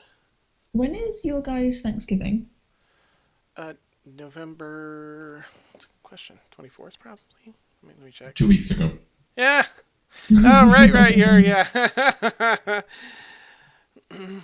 Yours is different than ours. Ours is November 23rd. And happy belated Thanksgiving. Yeah. Yeah, so do you have, what have you got, Astrid? Beth? For Thanksgiving, and do you have any other fun? No, we have bonfire night, which is on the 5th, which is just fireworks. Okay. And because a guy tried to blow up the Houses of Parliament, so we burn him on the bonfire. Nice. Because that's normal. Yep. You know what's a good fitting punishment? Nice. And that's it until Christmas. We don't really have anything. We don't have like Thanksgiving or anything like that. Are you big into Halloween? No? No, like, I know, right? It just, I don't know, it just doesn't seem that big over here. We don't have like, it's more like the shops have already got like Christmas stuff in and then like a little bit of Halloween. Okay. Normally like we get like 3 people come around my house, even though like I live in a pretty built up area. It's just, yeah, we just don't do it. That's interesting. I always thought like growing up and like watching like Hocus Pocus and things like that, it would be like amazing to have like a really cool Halloween, but yeah. Yes, that's awesome. Hocus Pocus rocks. So do you go like all out? Well, I love to cook. I love to cook. It's one of my things. So Thanksgiving is like the cooking holiday. I get everything prepared like a couple days ahead of time. Start getting stuff, ready. Oh, I love it. Yeah. So I go all out crazy. Watch the parade, the Macy's Thanksgiving Day Parade. Although I really don't have time to watch it because I'm running around, but I pretend I'm watching it. I used to watch it with my dad when I was a kid, so I always like to have it on for that. Yeah. So is it like a national holiday? Do you have it off work? Yeah. Yep, federal holiday, so everybody, people work, but it's an official holiday, so you have to be paid double time or whatever if you work it. But it's a Thursday, Friday for you guys, right? Yes. Well, Thursday, so we almost always get, the Friday included. If you got a good job, you get Friday off too. Okay. Yeah, ours is on a Monday, so. Oh, that's got to be tough to start the week, or great, I guess, depending on which way you look at it. Do you? Is it bigger than Christmas over there, or is it like on a par? It's on par. It's lateral. Maybe Christmas is a little bigger. See, honestly, that's our perspective. I think for Americans, Thanksgiving is bigger, whereas in Canada, Thanksgiving is just it's like Victoria's birthday. It's just a day. Oh, really? Okay. I was going to ask. Not quite. I mean, there's still a meal. You'll have turkey or ham or whatever, but it's not as big as Christmas for sure. Okay. It sounds like Easter here probably. Well, depending, because Easter dinner is usually a big thing. Plus the Easter bunny comes, which is fun for the kids and adults that are actually children. Just for the kids? Yeah. Perpetual grade schoolers like myself. Yeah, because Easter for us is we get like the Friday off and the Monday off work, so we get like a weekend. Nice. Yeah. We don't. I don't think we get. I've never gotten off of work for Easter. Guess what I did last Easter? Oh, I was admitted to the hospital because I was in labor. Yay! You were what? Yeah, it was great. Labor. It was great. Like I had a whole big old dinner planned. I had all the food. It was perfect and everything. And then 2 a.m. my water broke. Oh, were they born on Easter then? Liam was born on Easter. Yeah. Nice, me too. Yeah. It was a good. Yeah. So Easter that was dinner, fun. no, yeah. Yeah, like no, we invited people to come over, and we were gonna go see a house the next day, and I was gonna do an Easter egg hunt for Catherine, and I can't because I'm in the hospital having a baby. It's all gone. Yeah. Yeah. But it was all right. It turned out okay. Good. All right, let's see. Oh, that's right. You didn't get any of the other books. That's a bummer. Okay, sorry. I'll close my notes. Quick question before we start up. How does Metz compare to Zambora? Oh, Zambora is a huge city, and they're Zambora is known for being very magically advanced, which you may see more of in the previous campaign, like what was going on with that. So there's a lot of wealthy people there, but there's a lot of middle class and lower class laborers and such. Very diverse, and again, very magically advanced. And this place is just Metz, kind of all like make it rain. Showmanship. Yeah, exactly. Okay, so it'd probably be a little bit uncomfortable here then. I mean, being a noble, you'd fit in, but even for a noble, and even with It's all like the wealth you this. have, it's like... This is weird. This is too much. I have a rough image to give a little... Like there's having double doors into the dining room, and then there's taking the ballroom doors off the Titanic and having those as your doors into the dining room. Sort of wealthy. Okay. Yeah. Nice. Dan, can I have retcon something instead? Like on our journey, could I have gone and spoken, excuse me, to Emil and sort of tried to ask him how he's so sneaky? Sure. In fact, we'll go ahead and start back up, and if you want to go ahead and role play that out, you're welcome to. So I kind of, because you're on the one behind me, right? The cart. I'm on the third cart. So yeah. So I'll like hop down and I'll just like trot over, literally, and jump and jump on to the cart and just kind of like be just, hey Emil. Hello. Hey. Hi. I'm probably like feeding Seb or you know Okay. staring off into the distance or something. So what can I do for you? You're a sneaky fellow. When I need to be, I mean, sure. How would, not saying me, how would one get sneaky?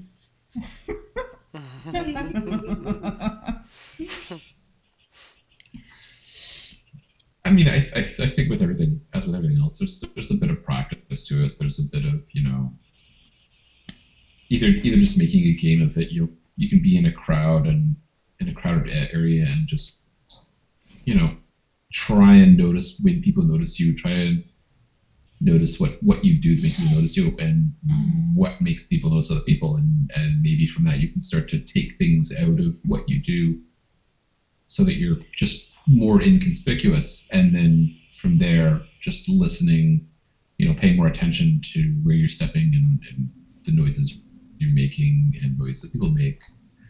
It's kind of a gradual thing, but it can kind of be a sense of play, I think.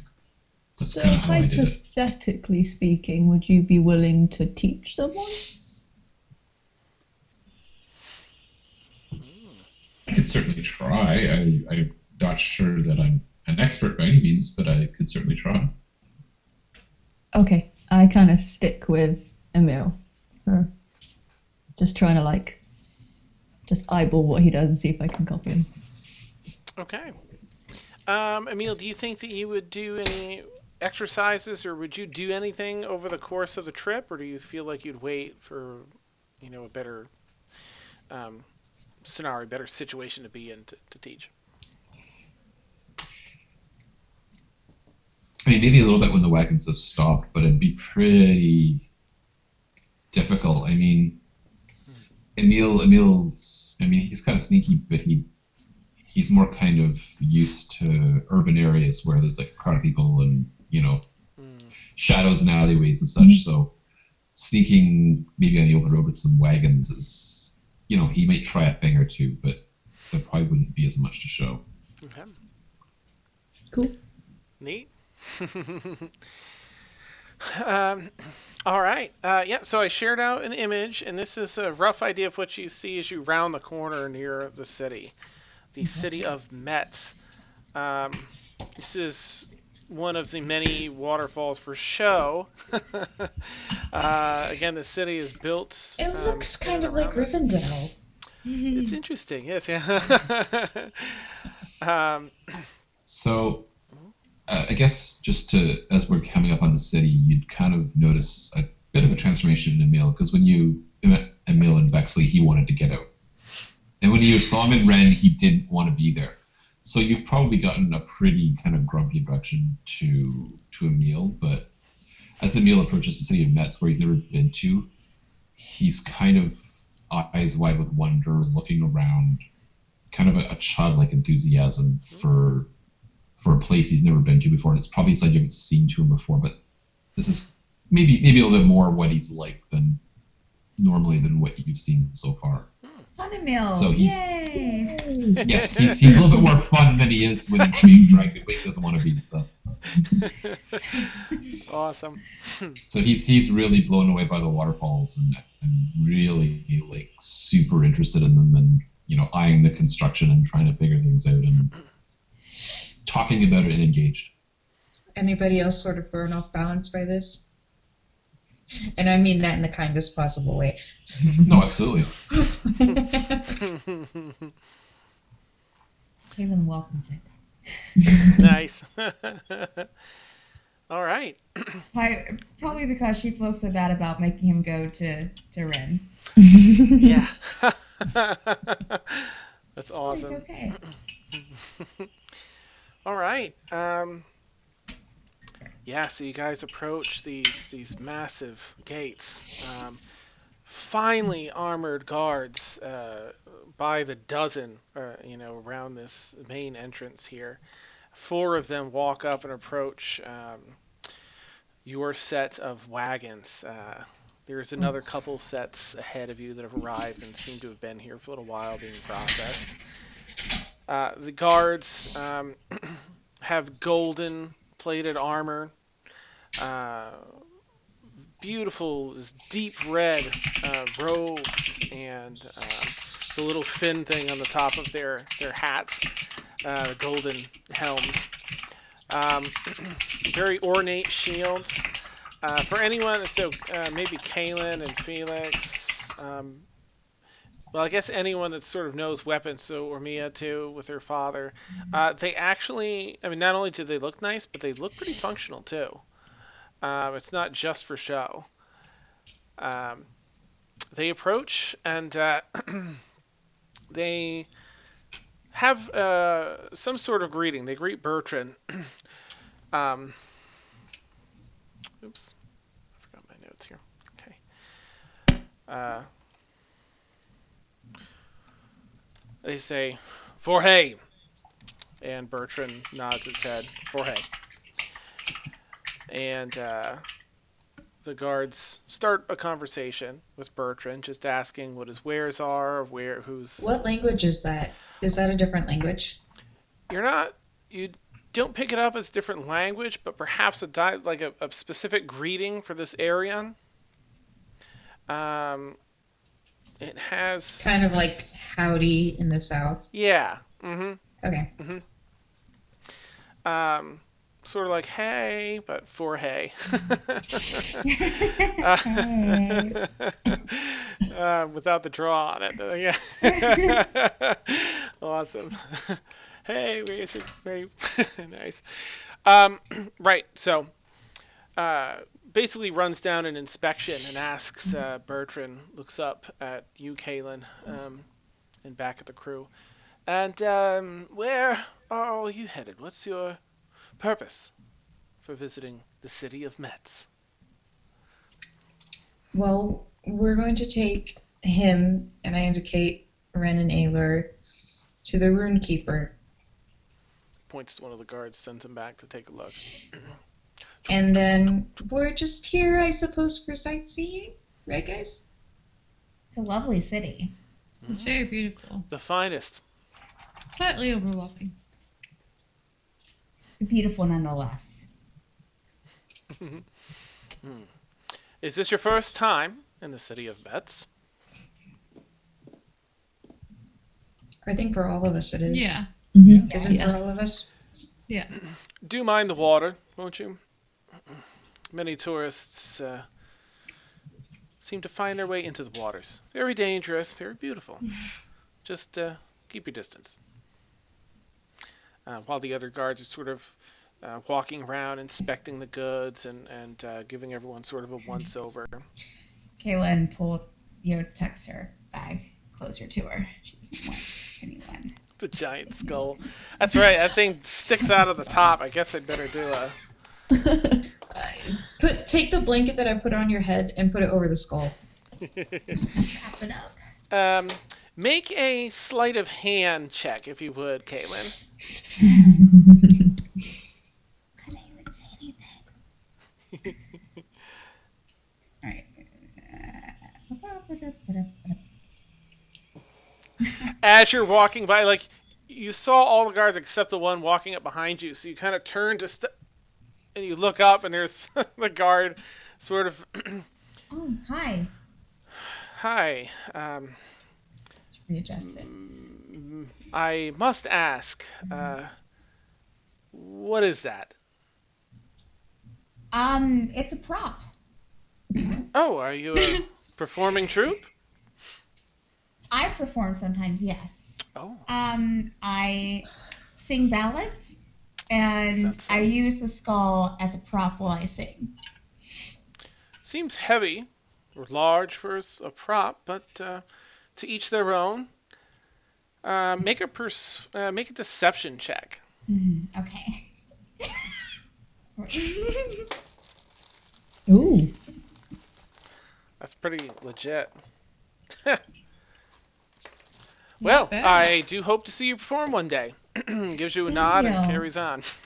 Thank you.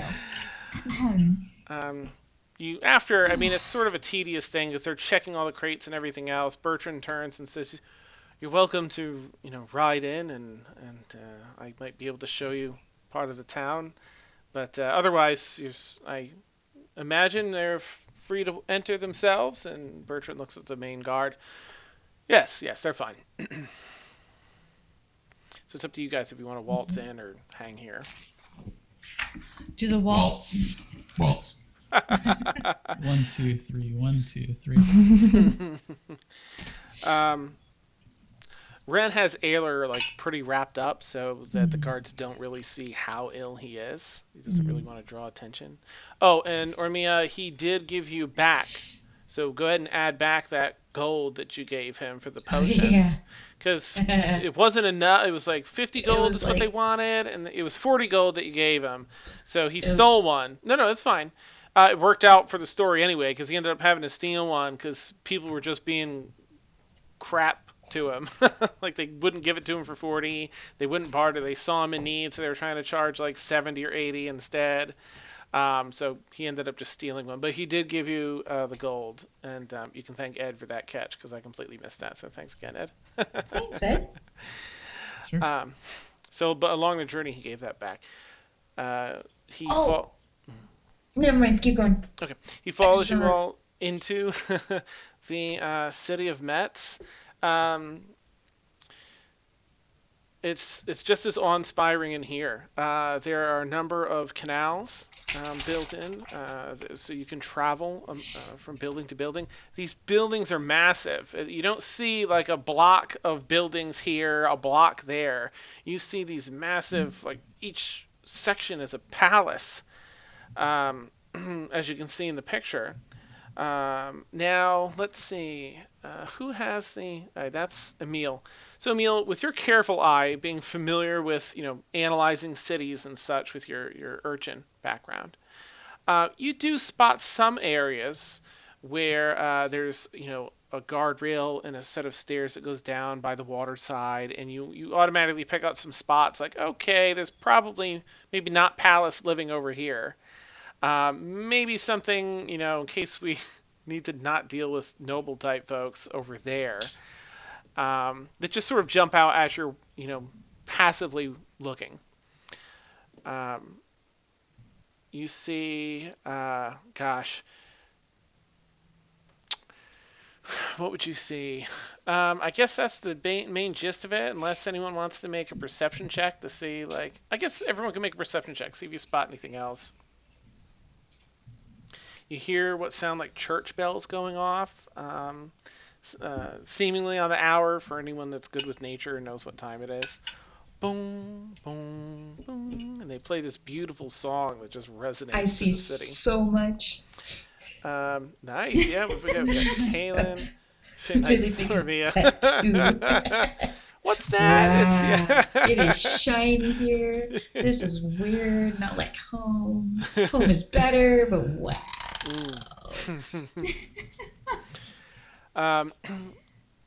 You get a better feel for the city after walking through the first section. There are large bridges that seem to water separates different wards basically throughout this city, and long bridges traverse these the wider river sections that cut through the city. Is there anything? Oh, right. So Sterling Sam did mention the Tensor University is likely where you can find the Runekeeper. On the way, I want to see if there's a place I can find those people that you told me about, the messengers, people whose name I can't find at the moment, but the people who I sent a message with. Yeah. I want to see as we're going through town if they have like an outpost or something. You know that they typically, if you leave the message on any just regular mail delivery place, they have like postal offices, sort of like just the mundane ones, courier services. And you do see at least one as you walk through this first section of the city, in case you wanted to duck in. Okay. Yeah, I just want to, because I don't know if I'm expecting a message back or not, so I'll just keep note of that. Okay. And as we're walking on. Perfect. In the night cloaks. Yeah, thank you. No problem. I had to double check because there's the storm cloaks is a different thing, and I always get the two mixed up. So, all right, night cloaks.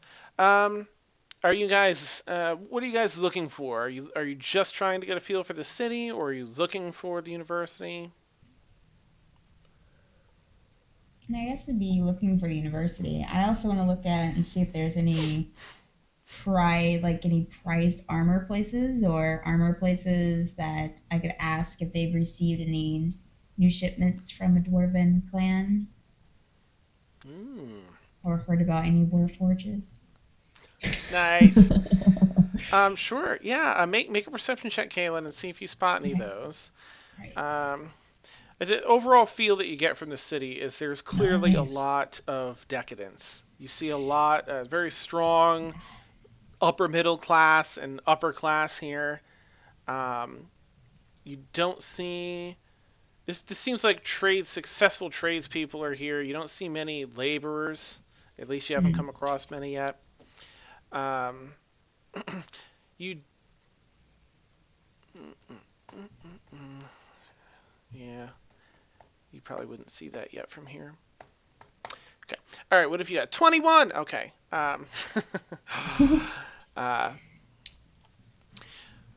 You come across. Let's see. You wanted to look for an armor shop, and what else?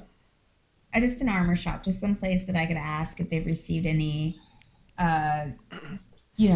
new shipments from any dwarven clans that haven't delivered in a while. Would there be any outposts of my father's guild here that I could point her to?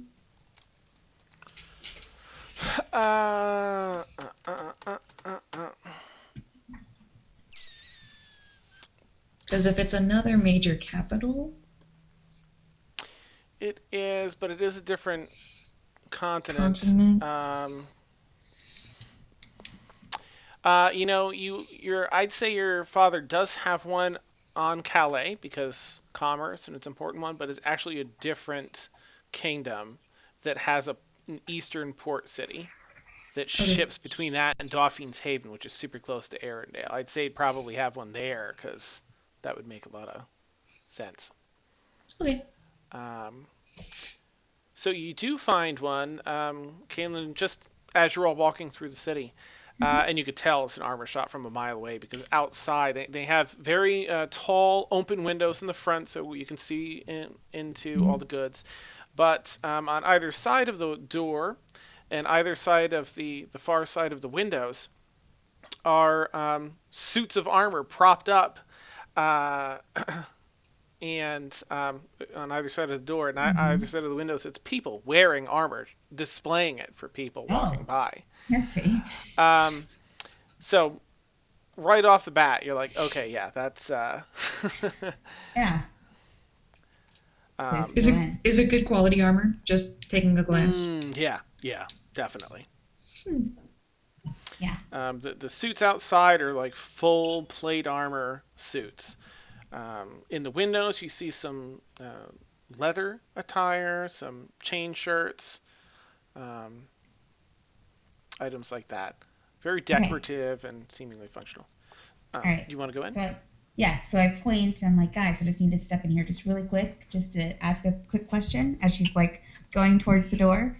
And I'll runs go in with you. really quick. I'll go in with Yes, you thank you. Yes. because this is what my father does. So I'm curious. I know some stuff about this. Great. So I'm just curious. It's like, oh, Great. okay. Perfect. So they both go in, look around, kind of distracted a little bit by all the shinies and the armor, and but Kaylin stays focused and she walks up to the counter. Okay. There's a woman in maybe her 30s or so.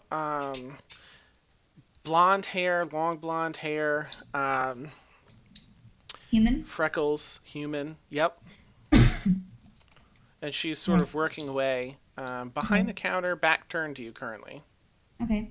I kind of stand at the counter for a couple seconds, waiting to see if she'll see me. Okay. She at one point she catches you from the corner of your eye. By the way, I've got my locket with my family crest on it. I'm Ah, wearing it very prominently neat. Okay. Yes. because that seems like this type of place. Right. She turns to Kaylin and then to you, Ormia, sees your nobility. Oh, why, I do declare, some nobility in my humble little shop. How may I service you? My friend here had some questions for you. Well, ask away, darling. Yes, absolutely. Thank you. Thank you. I hope you're having a good day today. Oh, just fine. Yourself? Good. Yes. Lovely. Wonderful. It's a beautiful city. Beautiful city. Yes. I was asking whether you had received any shipments from a dwarven clan that hadn't shipped in a while, but all of a sudden started shipping again. From the let's see. Bondo dear. Yes. Bondo dear. Wow. Yes. Anyone that works in armorsmithing knows that their wares, but they haven't produced anything of any quality since their civil war a long time ago. So you haven't received any new shipments from them at all? I'm afraid not. Or any shipments of things in similar quality? Why, we do get some fine quality items here. You're welcome to search around, though their armor tended to be of the magical nature. Oh, yes. Ours is not so, just finely crafted. Okay. Okay. All right. Well, I just thought I would come in and ask. So, Yeah. Thank you Can I- very much for the information. oh, my pleasure then. Please come back any time now. Thank you very much. Okay. Goes back to work. I'm good. While she's doing that, I'm just looking at the armor, looking for the craftsman's the blacksmith's signature. I just want to see who made it. Okay. It's a signature that's essentially like a big scribble. Mhm. Well, Like you like, probably have to know it to yeah, to it's recognize. not anyone I recognize. Okay. Hmm. You're looking for more of like a trademark, right? So Yes, thank you. Hmm. Hmm. The You thing. make note of the style and the signature in case you come across anything comparable. Yeah. Interesting. And I think to myself, not armor I would choose. And I walk out. Neat. shade. All right, back into the city. It does feel cooler here. It's slightly further north, but the rush of crisp, fresh water just seems to offer this mist that sort of spritzes every so often through the streets and passes by. Very refreshing here. As you walk back out into the street. Where would you like to head next? There's two bridges from this section. One heads a little further north. You're in the very southern part of the city. You arrived in the southwestern part, so you can either head sort of east or in a northerly direction. That's Can just I? too bad.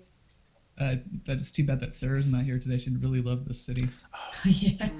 Yeah, absolutely. Just like swan diving off into the water all the time. Yeah. Catch you later. Yeah. There's a couple of things I wouldn't mind doing, but I'm assuming Ren and Ayla are kind of the priority. Yes. Do we need any supplies or anything like that? Anybody want to get any supplies or talk about them? Yeah. Shopping.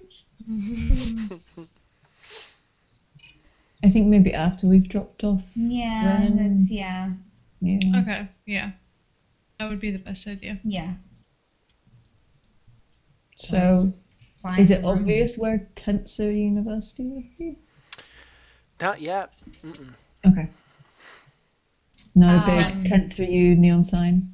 Tensor U, Tensor U. Yeah. Exit 3A. Yeah. Ooh, what's the history for, Felix? Can I? Did I don't know. Oh, I okay. don't know. I was I gonna think say I I'll might answer have- whatever you're. Yeah, it's pretty. Yeah. I don't know. Okay. I might have dropped my mouse. That's probably what it was for. Okay. Can I find someone in the street and ask Yeah. them what direction the university would be in? Sure. There's those guards are all around the city, and you see them every 100 feet or so, one on either side of the street, staggered. Um, so you approach one and ask. Can I ask someone who's not a guard? Oh, okay, sure. You certainly come across plenty of people walking the streets, all very ritzy. They definitely look wealthy and upper class. Oh. Okay, I got to someone. Okay. Okay. You approach. There's a moderately young woman, probably only in her 20s, raven black hair. She's carrying a bundle of potted plants, seemingly to another building or somewhere in the city. So you quickly stop her, and she readjusts them. And she sort of goes to point, but she's got her hand. Well, it's if you go down here, across the eastern bridge. It's really in the back of the city from where you are. It goes around. Just keep going 3 islands up, and you really can't miss it. It's in the center of that island. Thank you so much. My pleasure. And she sort of scurries back to work to make her delivery. Cool. I relay that to the party. Those directions make absolutely no sense. They might to me actually, because I think Outlander. Yeah. You've got a rough If someone idea. explain something to me, yeah. Okay. I'll just Follow Just the directions. start walking in that direction. Okay. Just go Gonna towards the follow. big thing. As you continue to walk in that direction, you come to one of these large bridges, and the bridge is about 50 feet wide by maybe 500 feet long. Underneath it runs water, a massive river, and you can sort of see from here what she's talking about. The city seems to be broken up by these rivers into like island sections. And you can see that they sort of wrap around the inside of this outer wall. So if you go across 3 bridges, you'll end up on the 3rd island from where you are. So Okay, many bridges. At least they're not stairs. Yeah. True. True. You traverse the bridges, the very noisy rushing water, of course, as it races below. It doesn't seem bad until you're sort of in the middle, and then it's like, well, let's just flip up for anyone that doesn't like that sort of thing. You find your way through the city again, navigating through these palatial structures. Emil, you notice as you approach that 3rd island, there's a couple gates, service gates, in the outer wall. And you see as you're walking by one, an area that you're probably just waiting to see. Like, okay, the city can't not have an area for, the lower class, the service people, the laborers and such. And down below, a good 100 feet down or so down a slope out through one of the service gates, you look down, you see what appear to be a whole nother section to the city that's built out from that outer wall in a much lower ground on the back of the city. Looks like it's broken into like 4 different quarters, but you know the look, you know the you can't really smell it from here, but you know that's definitely like a lower class sort of, not quite slums. That's where the dice games are. Yes, yes. Uh-huh. And the service gates have little stairwells that run down to it, and as you're walking by, you do see an actual gate that looks like a proper gate to use for laborers to use to come into the city, do their jobs, and then leave. But you cannot miss Tensor University. It's probably about 5 times the size, like this campus, versus the Bexley campus. Has that giant symbol on it again, which I don't think I have in here, but I'll share it next time, if not tonight. All over the large buildings, you see a couple towers that look similar to the one that had the airship that docked back in Rennes. You see a couple of those here. No airships, but you see a couple of similar towers. And there appears to be a main campus, the main building as well.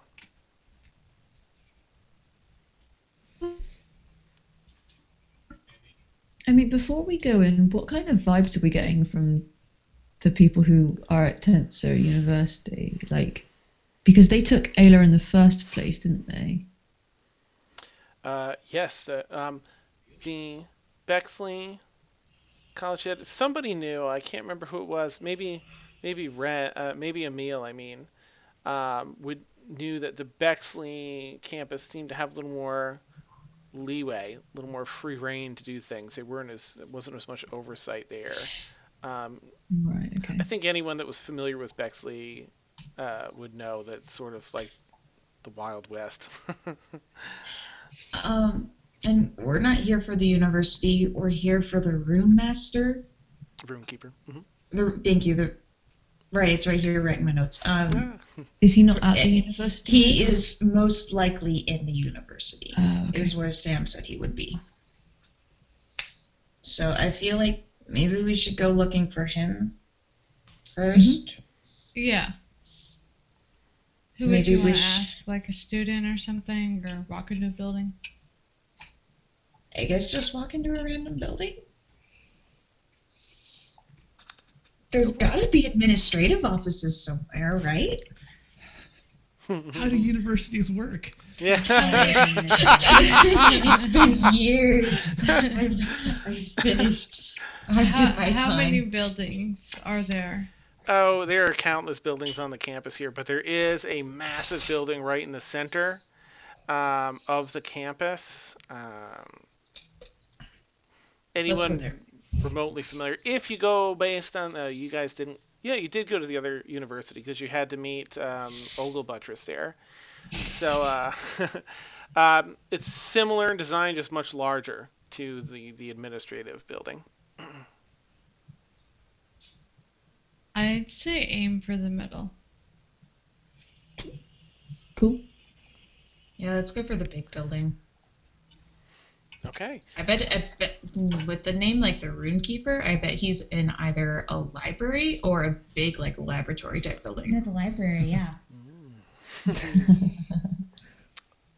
Oh, sorry. Well, you will choke up there. Yeah. That's beautiful. Don't die down. All right. So as you guys approach this gorgeous building, marble pillars out front, you get a lot of looks from a number of the different wizards that seem to be studying here. Very fine robes and all. Almost noses turned up at the motley crew that's sort of walking before them. Kaylin And raises Normia her is nose. Normia really wishing that we decided to clean up first before coming here. It has been a Just long like- 2 weeks of travel. It's just like to So- stop at an inn Oh, or yeah. something. We're a little ragged looking, aren't we? A little. You guys enter the main building and find a number of service desks, so to speak, on either side of this. As soon as you step in, someone immediately calls to you. May I help you? I'm not going first. I I'm gonna already push want to Ormir punch them in forward. the. Oh, I'll step really? up. I'll step up. Okay.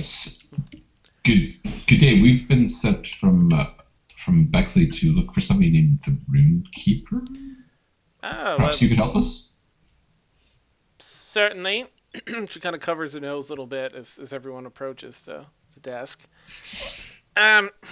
Yes. May I ask what business you have with the Runekeeper? No. She takes out a book. No. Oh, Well, Straight up. let's see. She's sort of, okay, no. You see a look in her eye like she's gonna engage, but as she looks up and sees, your just plain face, she's just like, well, very well. And looks back down and flips open a book, and this massive book. I really wanted to name drop Crinkle Oakle Buttress, but I can't name drop him. We were said die. Yeah, nice. Okay. No. Sorry. Go ahead. Okay, that's awesome. She's flipping these massive pages. Well, yes. I suppose be seated, and I'll see. He doesn't get very many visitors. Yes, please sit down, and I'll call you when I receive word of whether or not. Yeah. Please do. Yes. The sooner the better, if you wouldn't mind. She looks at you like snarly, but then she sees your noble's pendant. Yes, of course. She walks over and picks up what looks like a conch and sort of talks into it. I love this background.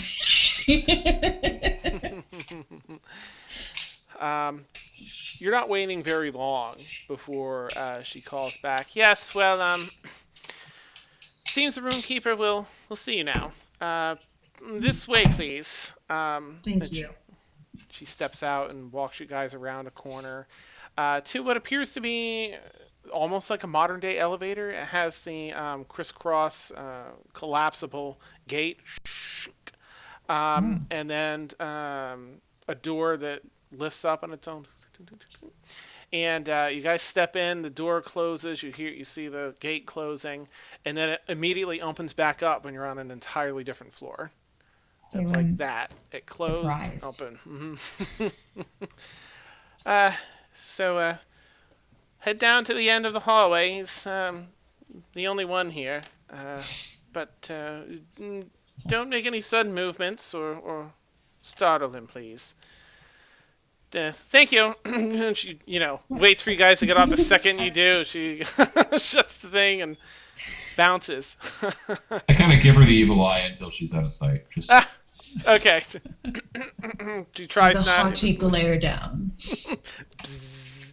Laser well, eyes. that was a pleasant lady.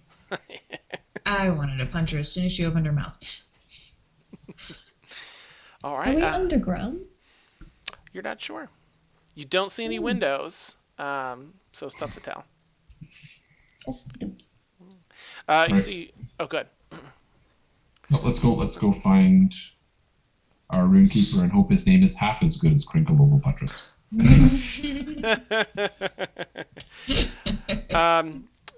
This hallway is a grand hallway, 35 feet tall, big arching ceiling, probably a good 40 feet wide, much larger than your typical hallway. Also, Emerson, I love that you're leaned forward. The unicorn is cracking Dan up. It's great. It's just like, what's up? Nice. Fantastic. There's gold-rimmed arches every so often, every 20, 30 feet. Somebody in the chat, give that, please. No doorways along the hallway, but at the very end, it's just a wide open hole into the room at the end. It seems to go out into an oval type shape or a round shaped room. But you're looking at like a 200-foot hallway. Wow. Kaylin's staying towards the back because she's still kind of looking back at the strange elevator they came up on that she's fascinated about. Nice. So she'll be rearing the end. Okay. Can I turn into Felix and be like, Horatia? All right. Wow.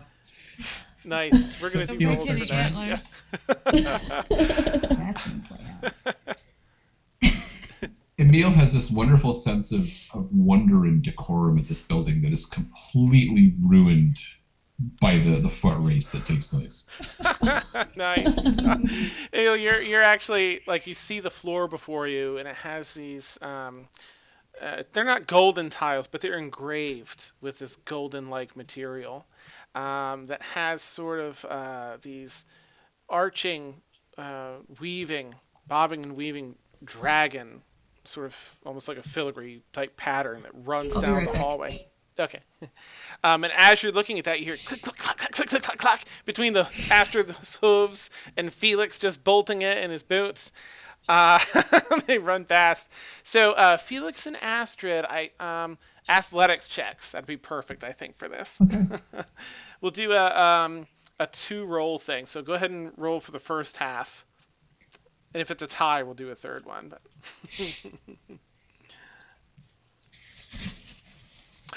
Oh, no. Oh, why isn't it rolling?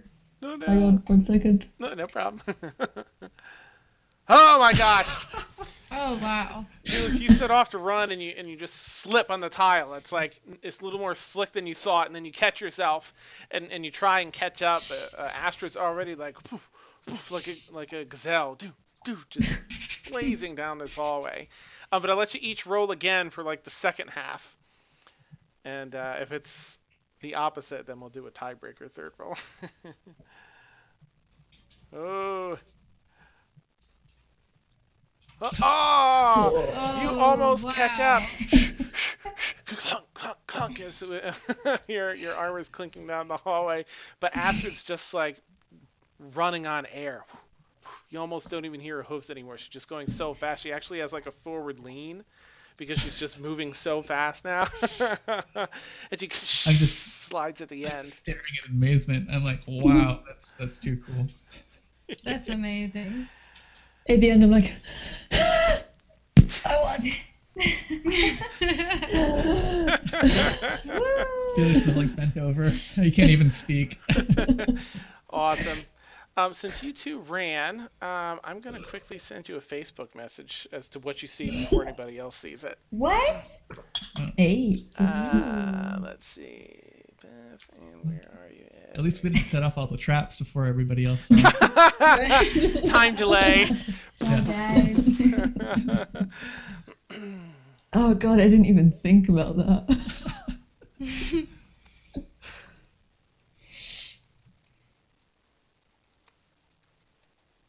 I just hope it's like the library in Beauty and the Beast.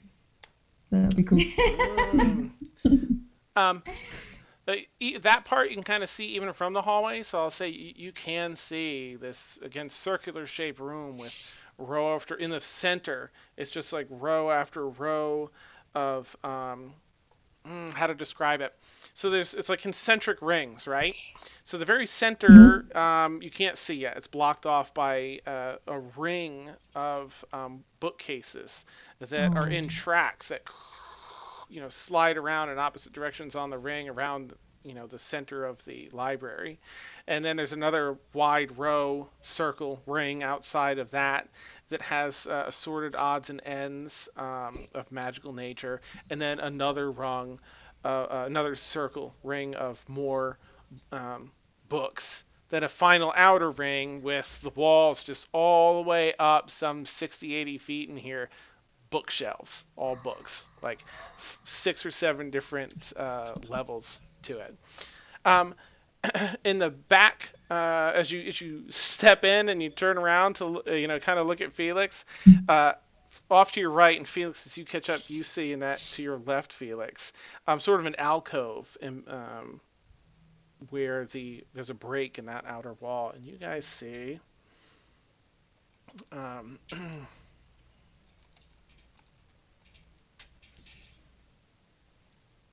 I'm just going to do a very quick version here of what you see, so you guys can react if you want to.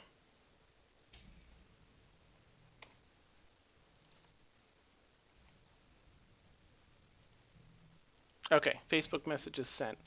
You don't have to if you don't want to, but you see this before everyone else, so. Oh gosh. Slide into the room. Yeah, it's like a skid. Yeah. So you guys I'll let you take it away. Otherwise, everyone's walking and catching up. I grabbed Felix by the shoulder and I just kind of wanted to like back right up. You two back up and just stand like just outside of the room as the rest of you approach.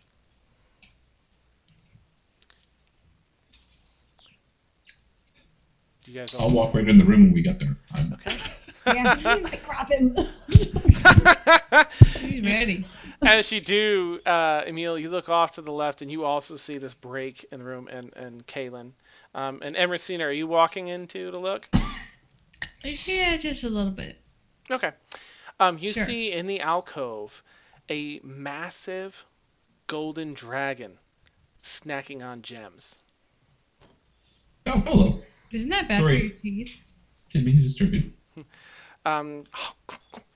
Rips some of the larger gems up and crunches them and looks over. Just sort of peering through you. You just get that sense. It knows you now. Creepy. As it's crunching, it shifts its form down and down and down and down to what appears to be like a male humanoid. Salt and pepper, a lot like Doctor Strange, basically, except he's got a big golden cloak on, and he's starts walking over a little bit in dragon form, and it goes down into smaller steps as he approaches.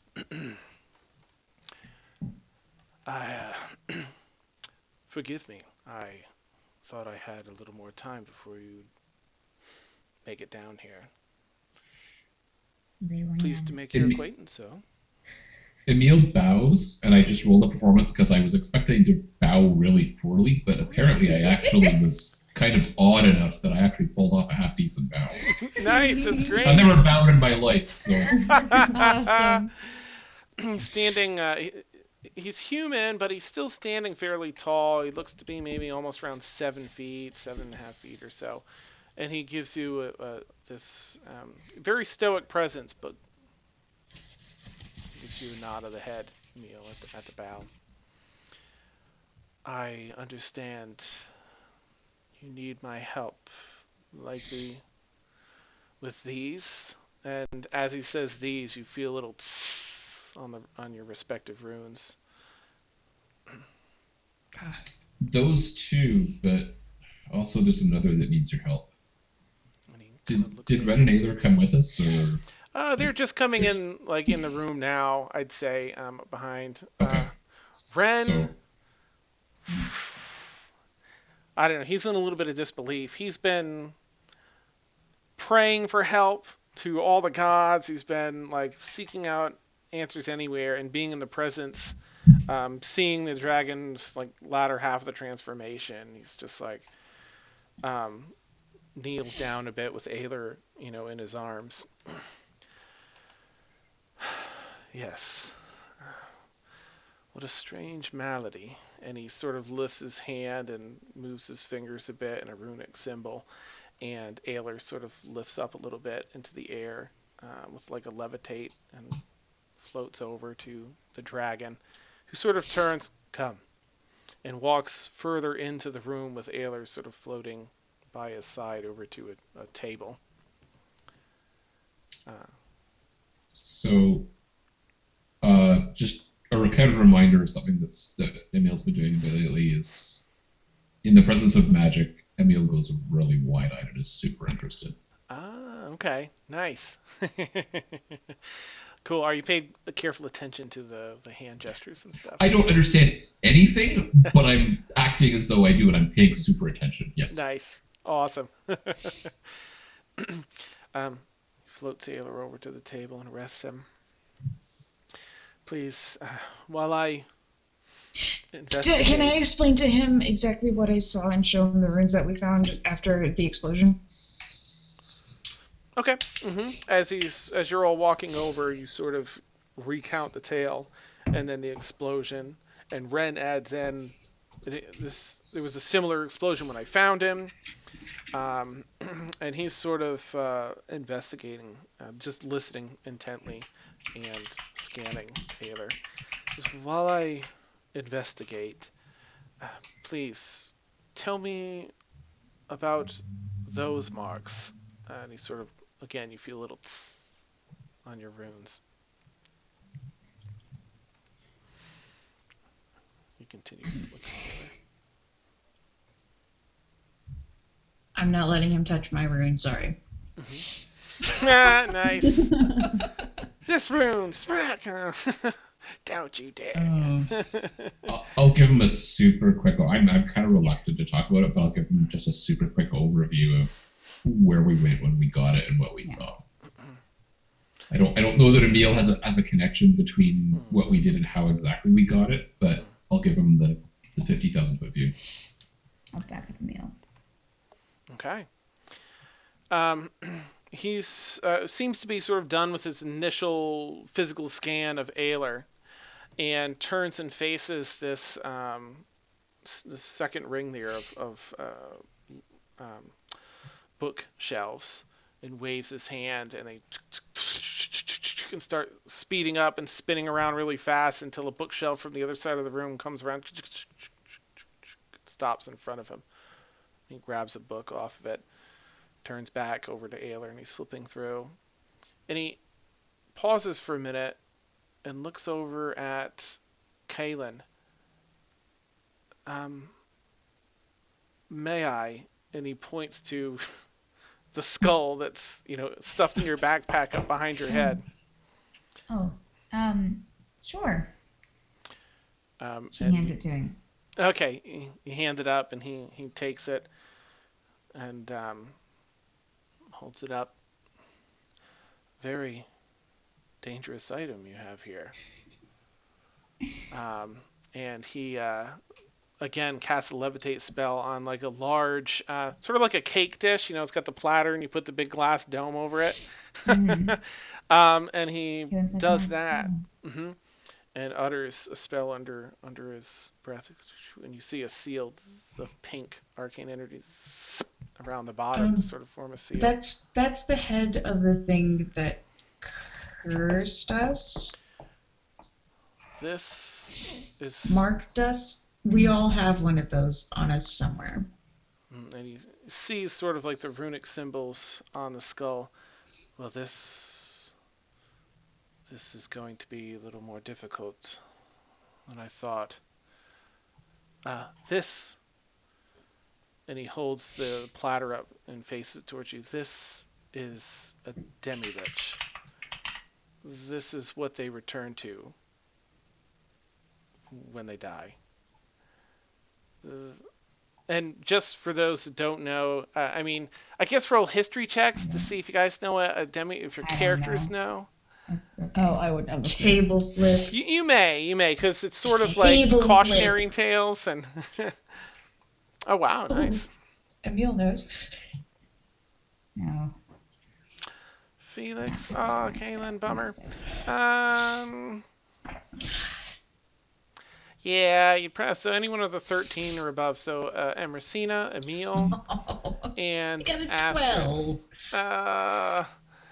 Um, you three know a demi-lich is, it's basically a meta version. Is there like a challenge rating of, I think 20? They're really, really powerful. See if I can find what it is. It'd be better to just read the description. I should add it up. There it is. So I think Emil's reaction is kind of like, he's kind of excited to match. So he's like, "Oh, I know what that," and then he kind of realizes like that he does actually know, and it's actually terrifying. So he kind of. Oh, nice. Let's see if we have a good description here. Here we go. All right, can I find a basic thing? So all right, Demi-Lich, CR 18. So the immortality granted to a lich lasts only as long as it feeds mortal souls to its phylactery. If it falters or fails in that task, its bone turns to dust, and until only its skull remains. This demi-lich contains only a fragment of the lich's malevolent life force, just enough so that if it is disturbed, these remains rise into the air and assume a wraith-like form. The skull emits a terrifying howl that can slay the weak-hearted and leave others trembling with fear. Left alone, it sinks back down and returns to the empty peace of its existence. Few liches seek to become demi-liches, for it means an end to the existence they hope to preserve by becoming undead, blah, blah, blah, blah, blah, blah, blah. Even So after... we've just been carrying it around. Yeah. So these things have a phylactery somewhere else in the world, so that if they're defeated or otherwise destroyed, they return to their phylactery and then they reform after a certain amount of time. And this one seems to be an extra troublesome one based on what the dragon's concern. It will take some work to undo what has been done, and quite possibly some sacrifice. But It's fine. Which definition of sacrifice are you going with? Like an offering of money to the gods sort of sacrifice? I'm hoping it's that one. Sounds good. likely not. Or you don't tell me there's blood or life giving involved.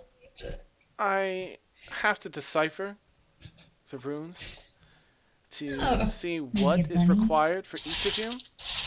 And it would appear you each have a different set of symbols. But until then, I will not know what the sacrifices will be, or what measures will need to be taken to remove these. But be careful of restless sleep. Watch over one another. This can have some very And he sort of looks looks around in a way to say what he needs to say. You are in grave danger every time you rest until these are removed. Good to know. So the fact that we've been already having like restless nights every time there's like a new or a full moon, that's a bad thing. Yes. Very. Cool. Wonderful. Great. I am never sleeping again. Yay. And he looks back at Ayla. This one is another matter entirely. And what would he want to know next? So he turns to Rennes and asks, "How exactly did this come to be? I fear this was done by mortal hands and not by the supernatural. This is not a supernatural occurrence. This is an experiment." And Ren, if it wasn't for being the fact that he's in the presence of this dragon, he would probably lose his shit right now and be like, "Are you kidding me?" So he kind of goes into a tirade, but respectfully, about that campus, the Bexley campus of Tensor University, because he's already sort of given the dragon. One of you told him the basics of what happened to Ayler, so he just sort of recounts that part. Just in desperation, asking for help. Who would do this thing to such a sweet, innocent, pure child? My child. This is... And he keeps biting his tongue. He keeps wanting to lash out and biting his tongue before he just disengages. Like, "Forgive me." And he just sort of settles back, and the dragon says, "No need to ask for forgiveness here. I believe I can do something for this boy, but it will take time. And you'll need to safeguard the boy. Even if I'm able to undo what has been done, he will be susceptible to the arcane, to negative forces of the arcane. And I will teach you what I can to safeguard him.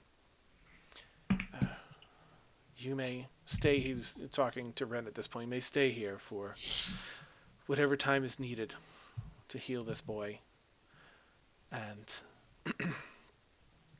ask of me what you will. I will do my best to see it through for you. This is unforgivable." And he sort of takes a moment to cast something else on Ayler, who's just out cold right now. "I suggest the rest of you rest. Tomorrow, return to You me. tell us we're at most danger when we're sleeping, and then you say go get some rest? Watch over one another. Okay, sure. No problem. You'll need your strength Freaked out. for what's ahead. I will..." And he sort of does like a pulling motion like this, and this sort of ethereal image of each rune comes off the body and floats up, above in the air. "I will examine these." It's sort of like a computer simulation where it kind of pulls, one rune and separates it from another. This guy's Pulls it amazing. off to the He's side. Iron Man. So he's Iron Man. Essentially. That's cool. And return to me, and I will know better what you need to do to resolve this. Return to you curse. after how long? I should only need the night. So we just have to survive the night. Indeed. You may have accommodations. It's fine. This is fine. This is fine. I will secure accommodations here at the campus, so you need not worry about rent or payment or finding a location. Just return to the admissions desk and they will give you a room or rooms. Do we have access to the library? Kaylin tries to hide. He looks around. Perhaps not this library, but the campus's library. Yes. Good. But, she looks around kind of sad, but she can't Is there explore. something in particular that you wish to research? I just like researching, looking, if there's any information on Warforges. Warforged, yes. Quite an intriguing. Oh, the Warforges. That's quite the crush you have there, Kaylin. Nice. Yes. And he looks up and spins around the bookshelves again and slows back down again near him. This time the book's a little bit high for even him, and he calls it down with his levitate type spell. Opens it up and hands it to you and says, you can read this here in this chamber for 4 hours or so. Then you'll need to return it and find your way to rest. Kaylin, trying to contain her excitement, takes the book. Thank you very much.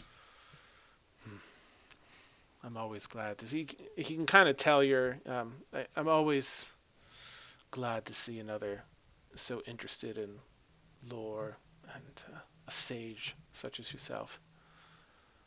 Yes, thank you. It's quite a magnificent library. She bubbles over. Cracks a smile for the first time, like a half smile. And sort of, goes back to business with Ayler and gives you guys sort of not an usher off, but you're free to go if you're going to go get some rest. When we get back to the front desk, are we done? Are we done with him? Are we going back to the front desk now? Hey, Astrid. Race back? Hell yeah. Nice. Athletics rolls. Kaylin stays back and wow. Nice. Kaylin stays back. Oh, you're going to be reading the book, right? I'm going to be reading the book. Yeah. Okay. I mean, yeah. So go ahead and roll a second one, Astrid and Felix. You guys take off. You don't slip this time, Felix, but she's got that extra step on you. Oh, both of you. Didn't realize how much energy you spent running the first time, so the second leg of the run back's like... But still, Astrid's like... and reaches the end a good chunk before Felix this time. Felix is like on the ground. Nice. I applaud. I walk over to him and just be like, high five, dude. High five. I'm like a quarter of the Tune way in next down week the when hallway. Felix rolls a new character just so he can win foot races. All my points in athletics. Nice. Yeah, so Ormia, your clap echoes down the hallway. Yeah, just kind of, I'm like a quarter of the way down the hall, just like, this is amusing. You guys are great. I love you all. So, again, this time, as you approach, the elevator automatically scrunches over, the door opens up, you pile in, it closes, opens back up, and you're back on the other floor, the admissions desk. Right around the corner. I'm gonna go to the annoying lady. Go to a different one. There are a number of other people. Mm-hmm. There are a number of other people. Okay, I'm gonna go to the one that looks the least annoying. Okay. There's a gentleman, human gentleman, sort of looks like Oh, guy. Oh, what's his name? In Shrek, the Prince Charming. Sort of, strong jaw, decent. With Soft that bark and bark. Yeah. Yeah. You say, excuse me. Yes.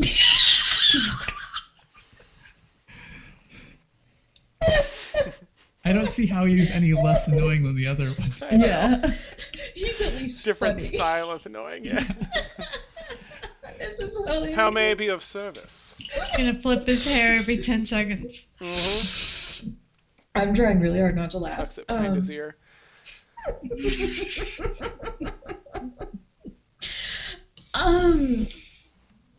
Are there is there a place on campus I can go find someone who could perform a scry ritual for me? There's a place on campus for anything you'd like to find. I'm sure. Well, if you're looking for a scry, Dang it. I know just the place. And he takes a quill and does this annoying and jots down like some terrible, chicken scratch, like almost crayon drawing a little map of the campus. Here you go. You'll find what you're looking for here. Thank you. What is this place? Oh, it's a little known hangout. Well, unless you're, a popular person such as myself.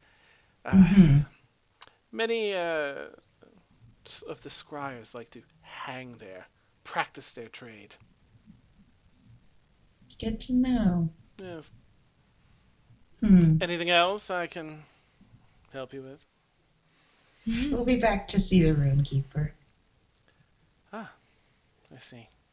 Mm-hmm. Well, I wish you a fond day. Yes. Goodbye. And I turn around and go. And he goes back to work. Just Nice. humans. They're the worst. All right. Okay, I had sort of a landing point, but we were running a little bit behind where I thought. I was going to have everyone do a roll at the end of the night and end it there to see if anyone got a 1. But we'll do that. It's 1. I don't want to hold anyone up. So we'll wrap up there with Hair Flip Guy. We've got Kaylin reading. Ormia has directions to the potential scryer. And she's going there. Okay, she's heading there. And we will wrap up tonight's fun Halloween session there. Yay! Awesome. Yeah, so as per usual, thanks guys. I hope you guys had a fun session. I know that didn't have a lot of stuff pop out at you, but that's gonna hit the fan at the top of the next episode. I mean, yeah. Yay. And thanks for everyone that was able to wear costumes. That's super cool. And no worries for not. It's also super cool. And thanks, Melissa, for having the unicorn head down. That was just the best. Yeah. I looked up and I'm like, oh, the unicorns. And you're a druid. You can shift into one. Oh my gosh. I love it. Sweet. All right, let me pull up chat. It's so shiny. Nice. So thank you, everyone in chat. Frank's here tonight. Thank you, Frank. And Dark Searchman. Huzzah. So we'll catch you all next week, right? Yeah, we'll catch you all next week, 10 p.m. to 1 a.m. Eastern Time.